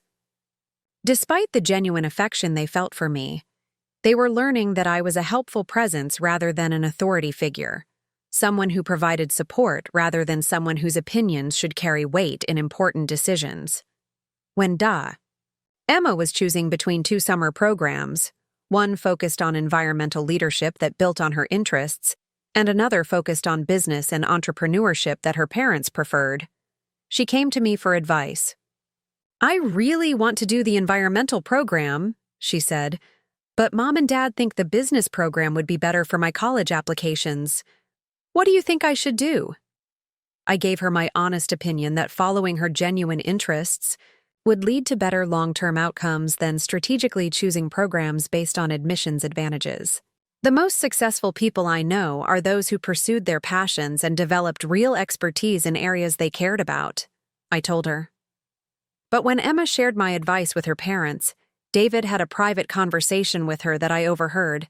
From the hallway. "Grandma Margaret means well," he said, "but she doesn't understand how competitive college admissions have become. The environmental program might be interesting, but the business program will give you connections and experiences that admissions committees value more highly. We want you to have every possible advantage." Emma chose the business program, and, while she never told me directly, I could sense that she felt caught between my advice and her parents' preferences. She was learning that my opinions were worth hearing, but not worth following when they conflicted with her parents' strategic planning for her future. Michael had a similar experience when he expressed interest in environmental engineering rather than the conventional engineering path that David was encouraging. I had explained to Michael how environmental engineering combined technical problem-solving with ecological principles, creating solutions that worked with natural systems rather than against them. But David quickly steered Michael toward conventional engineering concepts, emphasizing the broader career opportunities and higher earning potential of traditional engineering disciplines. "Environmental engineering is a nice specialty," he told Michael, "but you'll have more options if you develop a strong foundation in mechanical or civil engineering first." David wasn't wrong about career opportunities, but he was systematically steering Michael away from the environmental perspectives that I was sharing, just as he had systematically excluded me from business decisions that drew on my environmental expertise. By October, 7 months after moving into their house, I had a clear understanding of how carefully David and Sarah managed my role in their family life. I was valuable for my contributions to household management, childcare, and educational enrichment, but I was excluded from any decisions or experiences that might give me independent influence over Emma and Michael's development. I could teach them about environmental science in their living room, but I couldn't take them to see environmental restoration projects in the field. I could help them with homework and school projects, but I couldn't influence their choices about summer programs or college planning. I could provide advice when asked, but that advice was immediately countered by their parents' preferred perspectives. Most importantly, I was systematically excluded from the public recognition and celebration of Emma and Michael's achievements, even when those achievements built directly on knowledge and skills I had helped them develop. In the story of their family life, I was a behind-the-scenes contributor whose presence was minimized while my contributions were absorbed into the larger narrative of David and Sarah's successful parenting. The holidays were approaching, and I knew they would provide the ultimate test of my status in their family hierarchy. Would I be included in holiday photos and celebrations as a valued family member? Would my contributions to the children's development be acknowledged when extended family gathered to hear about Emma and Michael's achievements? Would I be treated as an integral part of their family story, or would I continue to be managed as a helpful presence whose significance was carefully controlled? I had a feeling I already knew the answers to these questions. But more importantly, I had been using the past several months to quietly develop a very different kind of plan for the holidays. One that would help David and Sarah understand exactly what they had lost when they decided to treat Margaret Chen as a disposable resource rather than a respected family member. The phone calls I had been making during those long afternoons when Emma and Michael were at school and Sarah was traveling for work were finally beginning to bear fruit. Very interesting fruit that would soon remind everyone exactly who Margaret Chen was, when she wasn't playing the role of grateful grandmother, accepting whatever scraps of respect her family was willing to offer. But first, I needed to endure their holiday celebrations and see exactly how far they were willing to go in erasing my significance from their family narrative. Because the more completely they excluded me from their story, the more dramatic the eventual revelation would be when they discovered that they had been treating one of the most influential women in Colorado real estate development like a disposable domestic service. The stage was being set for the most educational holiday season the Chen family had ever experienced, and I was very much looking forward to their education. The final confrontation that would change everything came during what was supposed to be the perfect family vacation at Lake Tahoe over Thanksgiving weekend. But it became the moment when David and Sarah revealed exactly how expendable they considered me to be, and when I finally revealed exactly who they had been underestimating for the past 8 months. The Lake Tahoe trip had been planned as a grand celebration of family togetherness. David had been talking about it for weeks, describing how wonderful it would be to have 3 generations gathered at the beautiful property that represented the pinnacle of the Chen family's success. Sarah had been planning elaborate meals and activities, treating the trip like a chance to create perfect holiday memories. I had been cautiously optimistic about the vacation. Despite the months of systematic exclusion and subtle dismissals, part of me hoped that being at the Lake Tahoe property, the place where Robert and I had created our greatest achievement together, might remind David of our shared family legacy and lead to a renewed appreciation for my contributions to everything he had inherited. But what happened at Lake Tahoe instead was the most devastating demonstration yet of exactly how David and Sarah viewed my place in their family hierarchy. The first sign of trouble came when we arrived at the property on Wednesday afternoon. As our cars pulled into the circular driveway, I felt a familiar mixture of pride and sadness looking at the lodge that Robert and I had designed as a showcase for sustainable luxury living. Even with the modifications David had made, removing the educational displays and replacing the native landscaping with conventional lawn, it was still a breathtaking example of how thoughtful design could enhance rather than dominate a natural setting. But as we unloaded our luggage, Sarah began directing everyone to their rooms with an efficiency that revealed how carefully she had planned the sleeping arrangements. "Emma, you're in the loft bedroom with the best lake views," she announced. "Michael, you get the bunk room that you love so much. David and I are in the master suite, of course." She paused, then turned to me with that bright smile I had learned to recognize as a polite dismissal. "Margaret, we've set up the small guest room for you. It's cozy and private, and it has its own bathroom." The small guest room. In the house that Robert and I had designed together, I was being assigned to the smallest, least desirable room, a space that had originally been intended as a home office, not guest quarters. Meanwhile, Emma and Michael were given the beautiful bedrooms that Robert and I had specifically designed for visiting family, complete with custom built-ins and spectacular lake views. I was thinking I might stay in the main guest suite, I said carefully. That's where Robert and I usually hosted, visiting family members, and it has the sitting area where I could work on some correspondence. Oh, that room is being used for storage right now, Sarah replied smoothly. We've been renovating some of the other spaces, and we needed somewhere to put furniture temporarily. The small room will be much more comfortable for you. I later discovered that the storage in the main guest suite consisted of a few boxes of holiday decorations that could easily have been moved to a closet.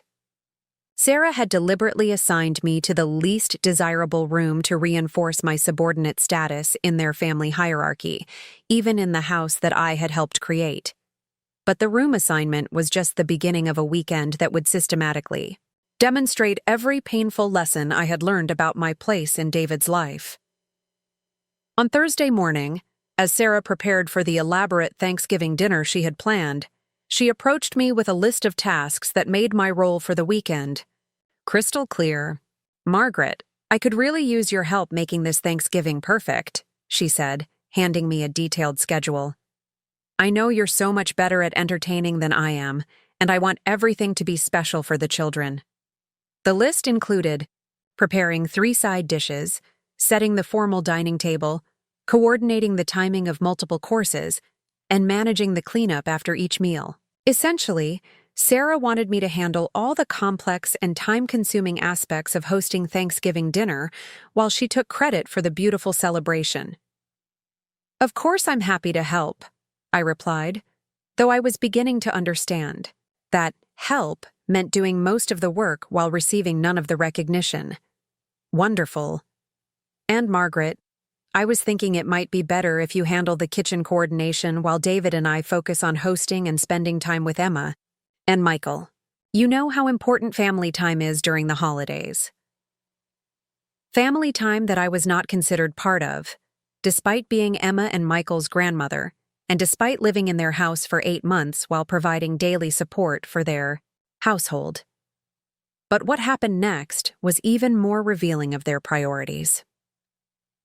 On Thursday afternoon, as I was in the kitchen preparing my assigned dishes while David, Sarah, Emma, and Michael enjoyed recreational activities on the lake, David's business partner, Tom Bradley, arrived with his wife, Jennifer, and their 2 teenage children. I had met Tom and Jennifer several times during business dinners at David and Sarah's house, where I had prepared elaborate meals and managed the entertaining while David discussed Chen Construction projects. They were pleasant enough people, but I had always sensed that they viewed me more as part of the household staff than as David's mother and business partner in the company's founding. What I didn't expect was how David would handle the introductions and context setting for my presence at what was supposed to be a family gathering. Tom, Jennifer, you remember my mother, Margaret, David said casually as they settled into the living room with drinks I had prepared and served. She's been staying with us in Golden and helping out with household management. We thought it would be nice for her to experience the Lake Tahoe property. Helping out with household management. That's how David described my living situation to his business partner. Not as a beloved family member enjoying a holiday vacation, but as domestic. Help who had been brought along to assist with household tasks. But it got worse. Margaret used to be involved with the environmental consulting side of Dad's business, David continued. But she's been enjoying retirement and focusing on family activities since Dad passed away. Used to be involved. As if my 4 decades of pioneering sustainable development practices were a minor side hobby rather than the strategic foundation of everything Chen Construction had achieved. And retirement suggested I had voluntarily stepped away from meaningful work, rather than being systematically excluded from the company I had helped build. Tom and Jennifer smiled politely and made appropriate small talk, but I could see that David had successfully positioned me as a helpful elderly relative, rather than someone whose expertise and contributions deserved respect and recognition. The weekend continued with a series of increasingly obvious demonstrations of my marginalized status.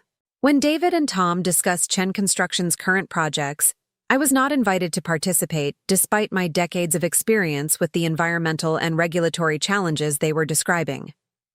When Sarah and Jennifer planned activities, for Friday and Saturday, I was assigned coordination and logistics tasks rather than being included as a participant in family fun. But the most devastating moment came on Friday afternoon, when Sarah decided to organize a family photo shoot to capture what she described as perfect holiday memories at our beautiful Lake Tahoe retreat. Sarah had brought professional photography equipment and had clearly planned this photo session in advance. She had coordinated everyone's outfits, scouted the best locations around the property, and prepared multiple setups to capture different groupings and moods. "This is going to be so wonderful," she announced as she assembled David, Emma, and Michael on the deck overlooking the lake. "We'll finally have updated family photos that really capture how happy and successful we are." I stood nearby, assuming I would be included in at least some of the family photographs. After all, I was Emma and Michael's grandmother, and this was supposedly a family holiday celebration. But as Sarah began directing the photo session, it became clear that I was not considered part of the family narrative she was creating. "Let's start with David, Emma, and Michael by the lake," she called out, adjusting her camera settings. "I want to capture the 3 generations of Chen men in this beautiful setting. 3 generations of Chen men. David, Emma's father, and Michael. But not Margaret Chen, who had actually created the setting they were celebrating and whose decades of work had made their successful lifestyle possible. Now, let me get David and the kids with the lodge in the background," Sarah continued. "This will be perfect for our holiday cards. It really shows how blessed our family is." Our family. I watched through the camera lens as Sarah captured image after image of David with Emma and Michael, creating a visual narrative of their family life that erased my existence completely. "Margaret, could you move a little to the left?" Sarah called out. "You're casting a shadow on David's face." I was being asked to move out of the way so that I wouldn't interfere with the lighting for photographs that I was not included in my own house. The house that Robert and I had built as a testament to our shared vision. I was treated as an obstacle to creating perfect family memories. "Let's get some shots with just Emma and Michael," Sarah continued. "I want to capture how much they've grown and how close they are as siblings." I watched my grandchildren pose for photographs that would be framed, shared on social media, and sent to friends and family as representations of their happy life. Photos that contained no evidence of my relationship with them or my presence in their daily lives. "Now let's get David with Emma and Michael and the lake sunset," Sarah directed. "This is going to be gorgeous, the perfect image of a successful father with his accomplished children in this incredible setting. A successful father whose accomplishments had been built on the foundation his mother had created, photographed with children whose development had been significantly influenced by their grandmother's daily involvement, in a setting that existed because of their grandmother's vision and expertise. But the grandmother herself was invisible in the narrative Sarah was constructing. After an hour of photography that documented every possible combination of David, Sarah, Emma, and Michael, I finally spoke up. "Could we get a few photos that include me?" I asked quietly. "I'd love to have some pictures with Emma and Michael from this trip." Sarah paused, clearly uncomfortable with the request. "Oh, of course. I was so focused on getting the perfect lighting that I forgot. Let me just finish this sequence with David and the kids, and then we can take a few with you." But as the perfect lighting continued for another 30 minutes, it became clear that including me in any photographs was not actually part of Sarah's plan. When she finally suggested we take just a couple quick shots with me and the grandchildren, the energy had shifted completely. "Emma, Michael, stand with Grandma Margaret for a few pictures," Sarah instructed with the efficiency of someone checking an item off a to-do list, rather than capturing meaningful family memories. The resulting photographs felt perfunctory and awkward, clearly supplementary to the real family documentation rather than integral parts of a comprehensive family narrative. And I noticed that Sarah took far fewer shots of these groupings, with less attention to lighting and composition. But the ultimate betrayal came that evening, when I discovered exactly how David and Sarah planned to use the photographs they had spent the afternoon creating. I was in the kitchen cleaning up after the dinner I had prepared for the 8 of us, when I overheard Sarah and Jennifer discussing plans for holiday cards and social media posts. "The photos turned out beautifully," Sarah was saying as she scrolled through the images on her camera. "This one of David with Emma and Michael is perfect. It really captures what a close, successful family we are. I'm definitely using this. For our holiday card." "What a gorgeous setting for family photos," Jennifer replied. "You're so lucky to have access to this incredible property. David has done such a wonderful job building on his family's success." "We feel incredibly blessed," Sarah agreed. "David has worked so hard to create this life for Emma and Michael. Look at this shot of him with the kids by the lake. You can just see how proud he is of everything he's accomplished. Everything he had accomplished. Not everything his parents had accomplished together. Not everything his family had built over generations, but everything David personally had achieved. The Lake Tahoe property, the Chen Construction success, the lifestyle they were celebrating, all attributed to David's individual efforts rather than the collaborative work that had actually created it. But what I heard next was the final straw that shattered any remaining illusions I had about my place in their family hierarchy. "I love how the photos captured just our immediate family," Sarah continued. "It was smart to do the main family shots without extra people in them. These images really tell the story of who we are as a family unit. Extra people." That's how Sarah described me. Not as Emma and Michael's grandmother, not as David's mother who had helped create everything they were celebrating, but as an extra person whose presence would have cluttered the visual narrative of their family success. "Are you planning to post these on social media?" Jennifer asked. "Absolutely. I want everyone to see how beautiful our family is and how blessed we are to have this amazing life. These photos perfectly capture David's success and our children's happiness." Sarah was planning to share these photographs widely on social media, presenting them as the complete story of their family's Thanksgiving celebration. Friends, colleagues, and extended family members would see images of their Lake Tahoe holiday that contained no evidence of my presence or participation. In the digital narrative of their family life, I would simply not exist.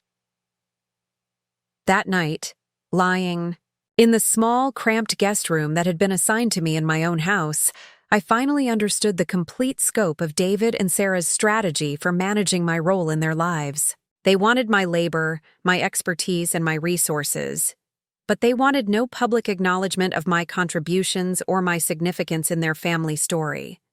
I was valuable as a behind-the-scenes contributor, but I was a liability as a public family member who might complicate their preferred narrative about David's individual success and their nuclear family unit.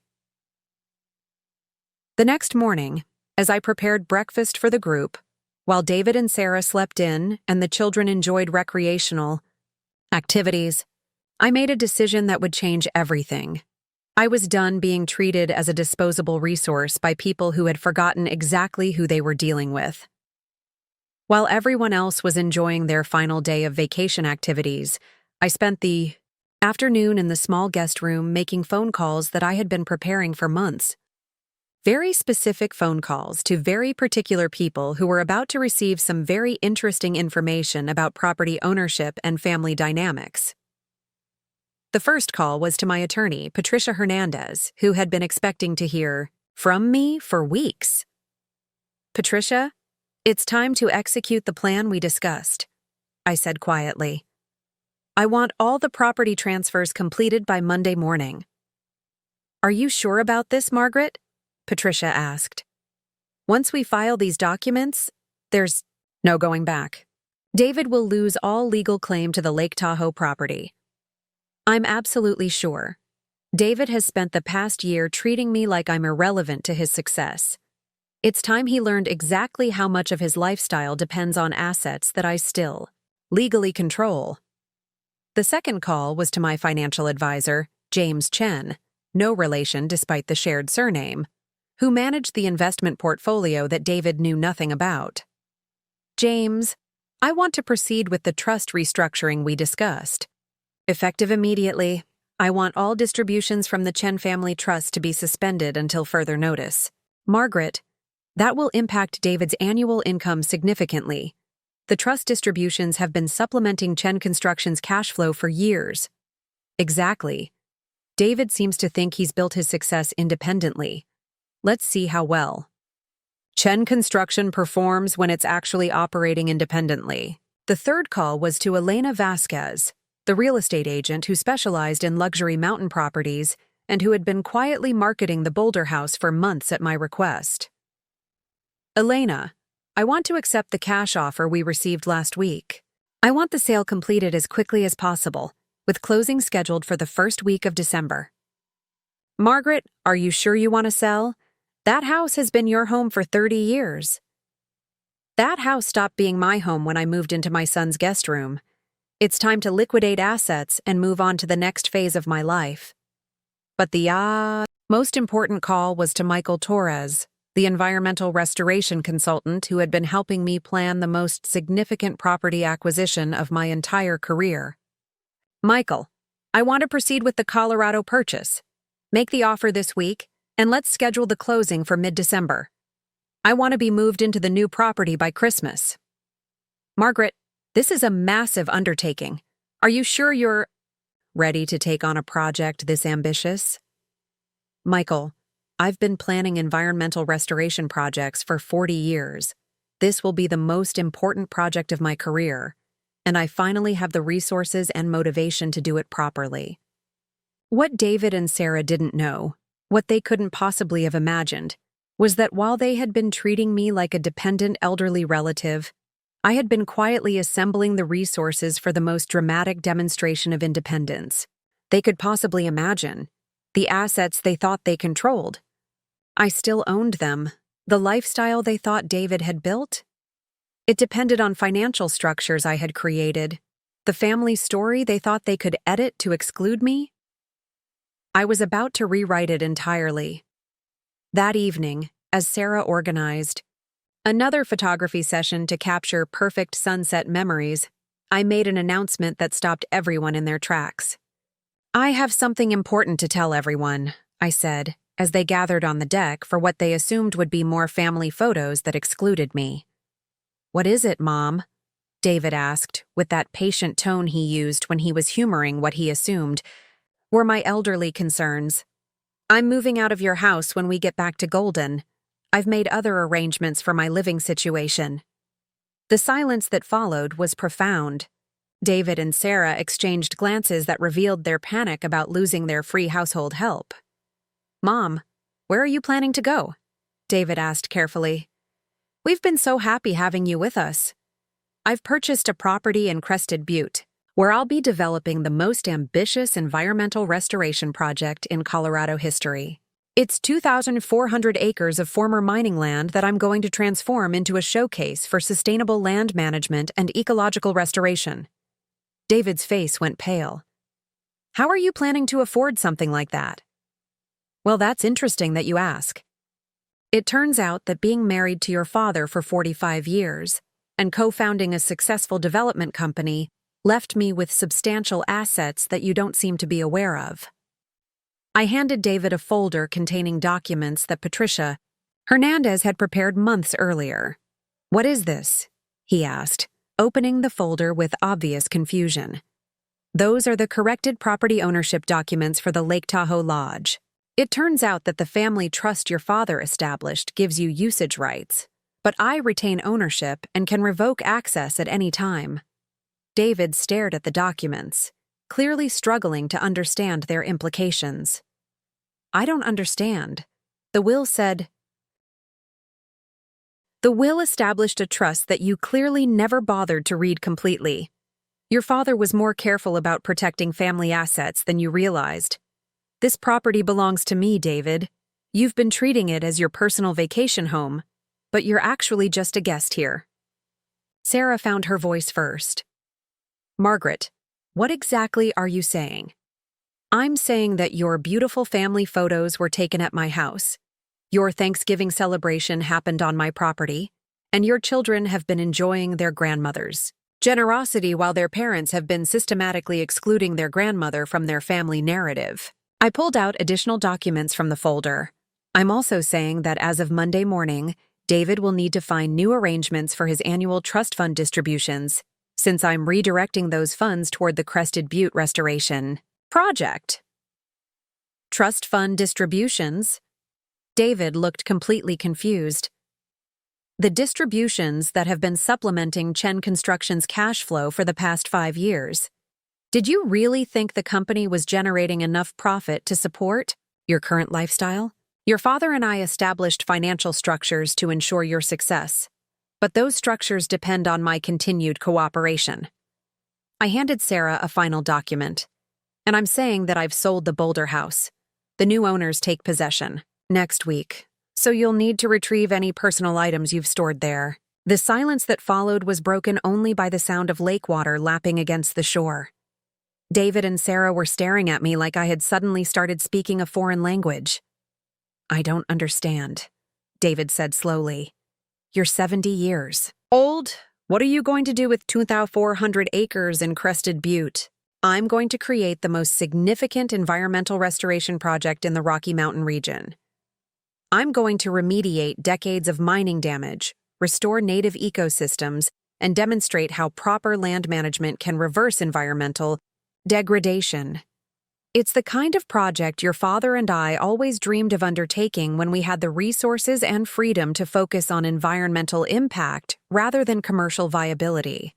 But you don't have the expertise for something like that, Sarah protested. I smiled for the first time all weekend.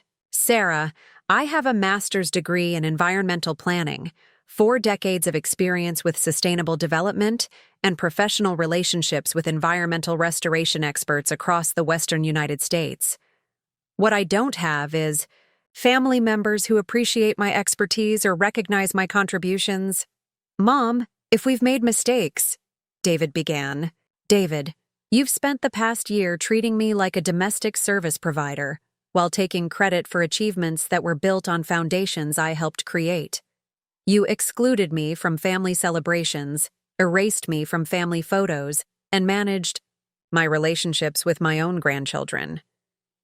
You've had 8 months to recognize my value and treat me with respect. But we can change, Sarah said quickly. We understand now that we haven't been appreciating you properly. You understand that you're about to lose your free household help and financial support, I corrected. That's different from understanding my value as a person and family member. Emma, who had been listening to this conversation with growing confusion and distress, finally spoke up.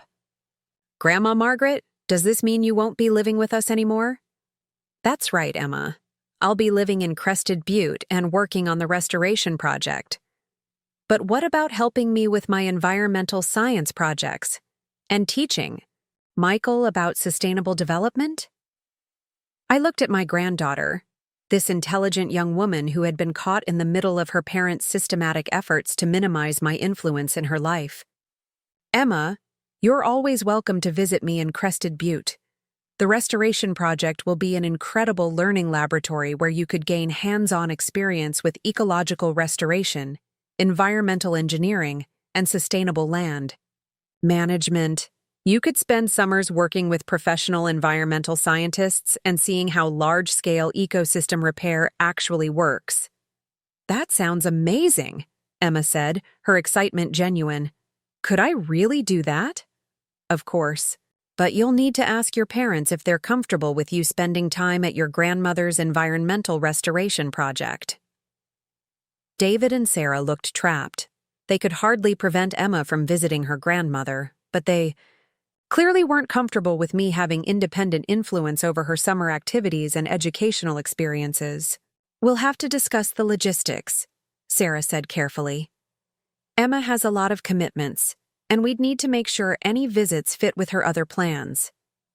Of course, I agreed. Just like you discussed the logistics when you decided I couldn't take Emma to see sustainable development projects. Or when you decided Michael couldn't visit Chen Construction sites to learn about environmental engineering, Michael, who had been processing everything with the serious expression he wore when trying to understand complex adult situations, asked the question that cut to the heart of everything. "Grandma Margaret, why didn't you tell us that you owned this house and had all this money?" "Because, Michael, I wanted to see how your parents would treat me when they thought I needed them more than they needed me. I wanted to understand what kind of people they really were when they thought I was dependent on their generosity." "And what did you find out?" Emma asked with the directness that made me so proud of her.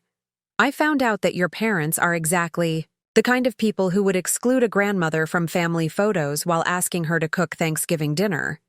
They're exactly the kind of people who would use someone's expertise and labor while denying them recognition or respect." David was staring at the property ownership documents, clearly trying to process the implications of what he was learning. "Mom, if you control these assets, why did you let us treat you like what, David? Like domestic help? Like a convenience? To be managed rather than a person to be respected? Because I wanted you to choose how to treat me based on who you are, not based on what I own. But we didn't know. You didn't know that I had independent resources, so you treated me like I was dependent on your charity. You didn't know that I still controlled significant family assets, so you felt comfortable excluding me from family decisions. You didn't know that I could walk away from your household whenever I chose, so you felt safe treating me as disposable." I gathered the documents and put them back in the folder. "The most important thing you didn't know, David, is that respect isn't something you give to people based on what they can do for you. It's something you give to people because they deserve it as human beings and family members." "So what happens now?" Sarah asked quietly. "Now you get to experience what your family life looks like without my contributions. No more household management while you travel for work. No more educational enrichment for Emma and Michael. No more elegant entertaining when you want to impress business associates. No more financial cushion from trust fund distributions. You get to see exactly what David has actually built independently." "And what about Emma and Michael?" David asked. "They've gotten close to you. This will hurt them." "Emma and Michael are welcome in my life whenever they want to be. But they'll have to visit me in Crested Butte, where they'll see their grandmother as an independent, accomplished woman working on meaningful projects rather than as a household helper who can be excluded from family photos when convenient." I stood up and looked around the deck of the Lake Tahoe Lodge, the property that Robert and I had created as a testament to our shared vision for sustainable luxury living. "I'm leaving for Crested Butte tomorrow morning. You're welcome to finish your vacation here, but I won't be joining you for any more family activities or photos. I have work to do." As I walked toward the house, Emma called after me. "Grandma Margaret, will you send me pictures of the restoration project? I want to see what you're building." "Of course, Emma. And I'll send you information about summer internships with environmental restoration organizations, in case you're interested in learning about career opportunities in ecological restoration." "I'd love that. You'll have to ask your parents if they think environmental restoration is an appropriate focus for your summer activities. They've been very concerned about making sure your experiences align with their strategic planning for your future." I left David and Sarah sitting on the deck of my Lake Tahoe property, surrounded by the remnants of their perfect family vacation, finally understanding what they had lost when they decided to treat Margaret Chen as a disposable convenience rather than a respected family member. 6 months later, I was settled into my new home in Crested Butte, a beautifully renovated historic mining building that served as both my residence and the headquarters for the Chen Environmental Restoration Institute. The 2,400-acre restoration project was ahead of schedule and attracting attention from environmental scientists and land management experts across the country. Emma spent 2 weeks with me that summer, working alongside graduate students and professional restoration specialists to understand how damaged ecosystems could be returned to health. She learned to identify native plant species, monitor water quality in restored streams, and measure soil improvement in areas where mining contamination had been remediated. "This is so much cooler than business camp," she told me one evening as we watched elk grazing in a meadow that had been a toxic mining waste site just 2 years earlier. Michael visited for a long weekend and was fascinated by the engineering challenges involved in environmental restoration. He spent hours with the hydrologists who were redesigning stream channels and the soil scientists who were developing techniques for neutralizing acid mine drainage. "I want to study environmental engineering," he announced. "I want to learn how to fix places that have been damaged and make them healthy again." David and Sarah, meanwhile, were learning exactly what their lifestyle had actually cost when they were no longer receiving the financial support and household management that I had been providing for free. Sarah's travel became much more complicated. Without reliable childcare, and their entertaining suffered dramatically without my coordination and expertise. Chen Construction's cash flow problems became apparent within months when the trust fund distributions stopped. David was forced to take on more projects with tighter margins, and without my environmental expertise, the company faced regulatory challenges and community opposition that significantly increased project costs and timelines. But the most telling sign of how completely they had misunderstood their situation came 6 months after I moved to Crested Butte, when David called me with a proposition that revealed exactly how little he had learned from the experience. "Mom, I've been thinking about our conversation at Lake Tahoe," he said during a phone call that I took while reviewing restoration progress reports in my new office. "Oh? I think we made some mistakes in how we handled your living situation. Sarah and I have been talking, and we'd like to invite you to move back in with us." "That's interesting. What's prompted this change of heart?" "Well, honestly, we've realized how much you were contributing to our household management and the children's education. We miss having you as part of our daily lives. And how exactly would this new arrangement be different from the previous situation? We want to make sure you feel more included in family decisions and celebrations. We understand now that we weren't appreciating your contributions properly." "David, are you asking me to move back into your guest room and resume providing free household services?" "No, of course not. We want you to be a valued family member, not just someone who helps with household tasks. But would I be included in family photos? Would my expertise be acknowledged when you discuss family achievements? Would I have actual input into decisions about Emma and Michael's education and activities?" There was a long pause before David answered. "We want to work together as a family to make sure everyone feels respected and valued." It was a politician's answer that committed to nothing while sounding reasonable. "David, I appreciate the invitation, but I'm very happy with my current life. The restoration project is incredibly fulfilling. I have meaningful work that uses my expertise, and I'm building something important that will benefit the environment for generations. But what about being close to Emma and Michael? Emma and Michael are always welcome to visit me here, where they can see their grandmother as an independent, accomplished person working on significant environmental projects. They're learning more about environmental science and restoration ecology in a few weeks here than they would in years of conventional education. Mom, I think we got off on the wrong foot after Dad died. Maybe we can start over and build a better relationship." "David, we didn't get off on the wrong foot. You made deliberate choices about how to treat me based on what you thought I could and couldn't do for you. You treated me with respect when you thought I was useful, and you dismissed me when you thought I was expendable. I know we made mistakes. You made choices. And now you're experiencing the consequences of those choices. Chen Construction is struggling without the financial support you didn't know you were receiving. Your household is more chaotic without the management you took for granted. Your children are asking difficult questions about why their grandmother suddenly disappeared from their daily lives. So you're punishing us? I'm living my life according to my own priorities and values, rather than sacrificing my dignity to maintain relationships with people who don't respect me. If that feels like punishment, maybe you should examine why losing my respect and presence is so costly to you. But we want to make things right. David, you can't make things right by inviting me back into the same subordinate role with promises to treat me better. You can make things right by examining why you thought it was acceptable to treat me that way in the first place, and by demonstrating that you've actually changed your understanding of my value as a person. How would we do that?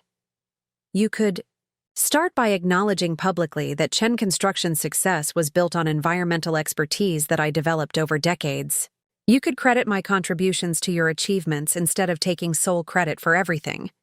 You could treat my relationship with Emma and Michael as valuable in its own right, rather than something to be managed and controlled. And, if we did those things, would you consider moving back? David, I'm 71 years old, and I'm finally doing the most important work of my career. I'm restoring damaged ecosystems, demonstrating sustainable land management practices, and creating educational opportunities for environmental scientists. Why would I give that up to go back to being your household manager? Because we're family. We're family whether I live in your guest room or in my own home. The question is whether we're family members who treat each other with respect and appreciation, or family members where some people exist to serve others' convenience. The conversation ended with David finally understanding that the Margaret Chen who had moved into his guest room was gone forever. In her place was someone who had remembered exactly who she was when she wasn't trying to earn other people's approval. 2. Years later, the Chen Environmental Restoration Institute had become a nationally recognized model for ecosystem recovery in former mining areas. The project attracted environmental scientists, land managers, and policymakers from around the world who wanted to learn about large-scale ecological restoration. Emma chose to study environmental science at Colorado State University, where she spent summers working at the Restoration Institute and developing expertise in ecosystem recovery. Michael decided to pursue environmental engineering, inspired by the work he'd observed during his visits to Crested Butte. David and Sarah occasionally brought Emma and Michael to visit, and our relationships gradually improved as they learned to treat me as an independent person whose expertise and accomplishments deserved respect, rather than someone whose value depended on her usefulness to their household. But the most important change was in how Emma and Michael understood their family history.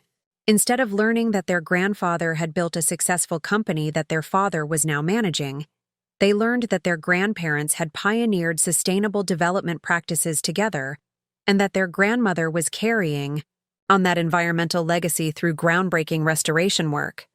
They learned that respect isn't something you give to people based on what they can do for you. They learned that family relationships require mutual appreciation rather than one-way service.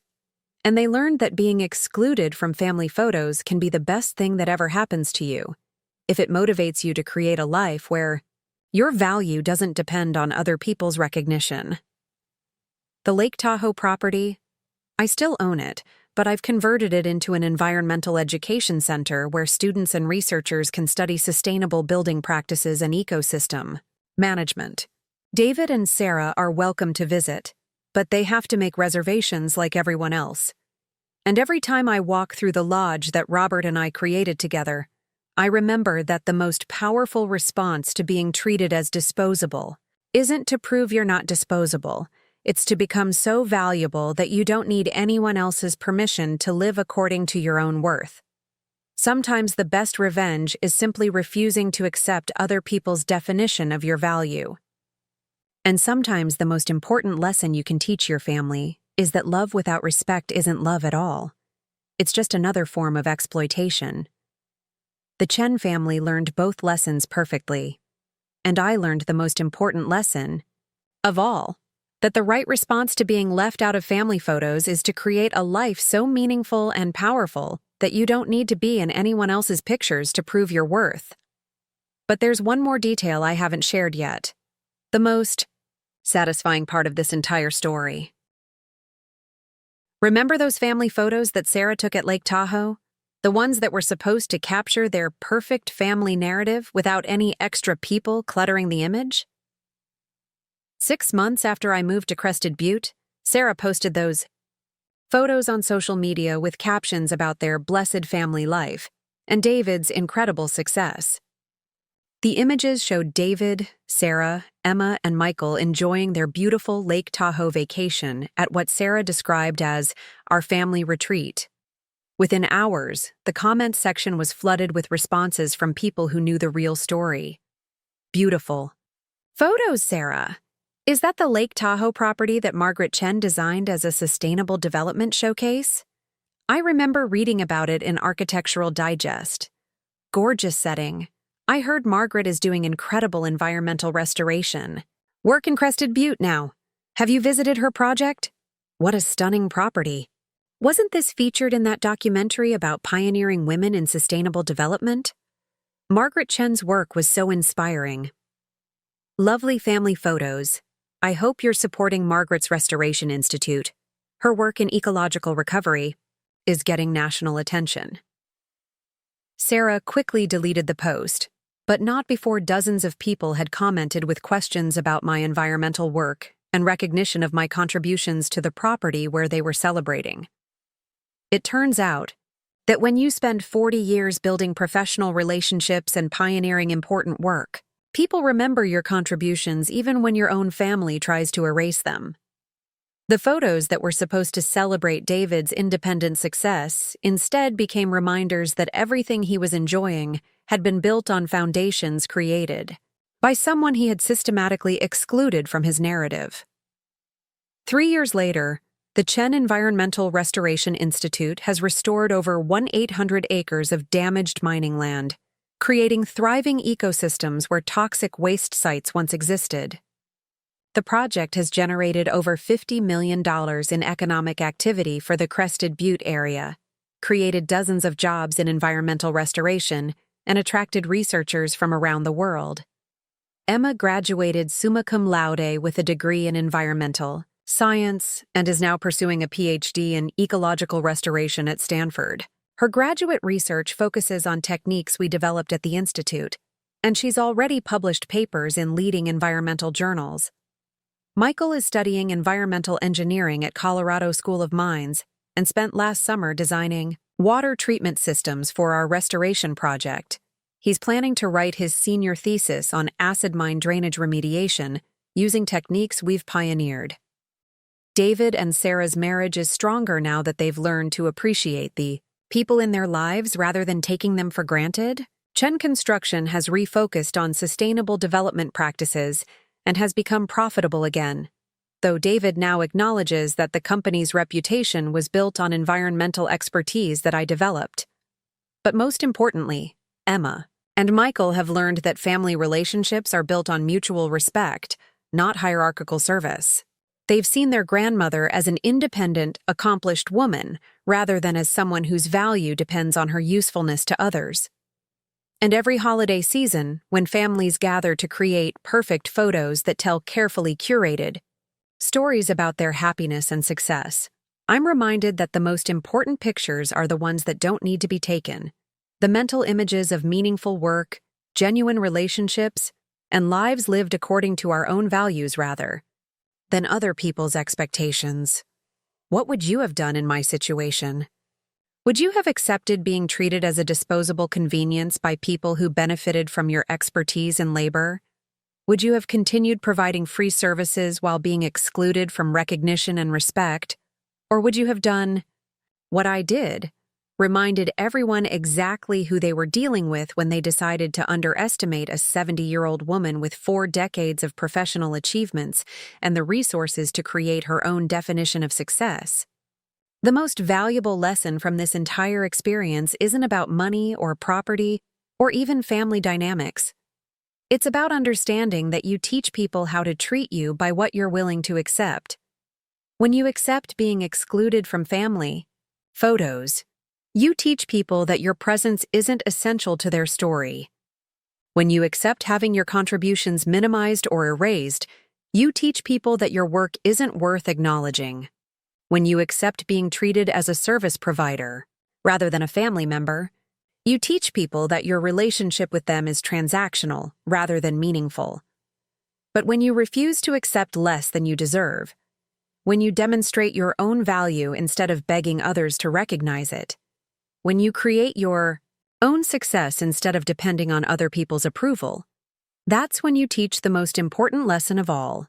You teach people that respect isn't negotiable, that love without respect isn't love, and that the most powerful response to being underestimated is to become too influential for anyone to dismiss. Margaret Chen's story isn't just about an excluded grandmother getting revenge through property ownership. It's about a remarkable woman who remembered her own worth and refused to accept less than she deserved from the people who should have valued her most. And sometimes, that's the most important lesson any family can learn. Final call to action. This story of family respect and consequence resonated with you. Drop a comment below, telling me about a time when you had to stand up for your own worth. Have you ever been underestimated by people who should have known better? How did you handle it?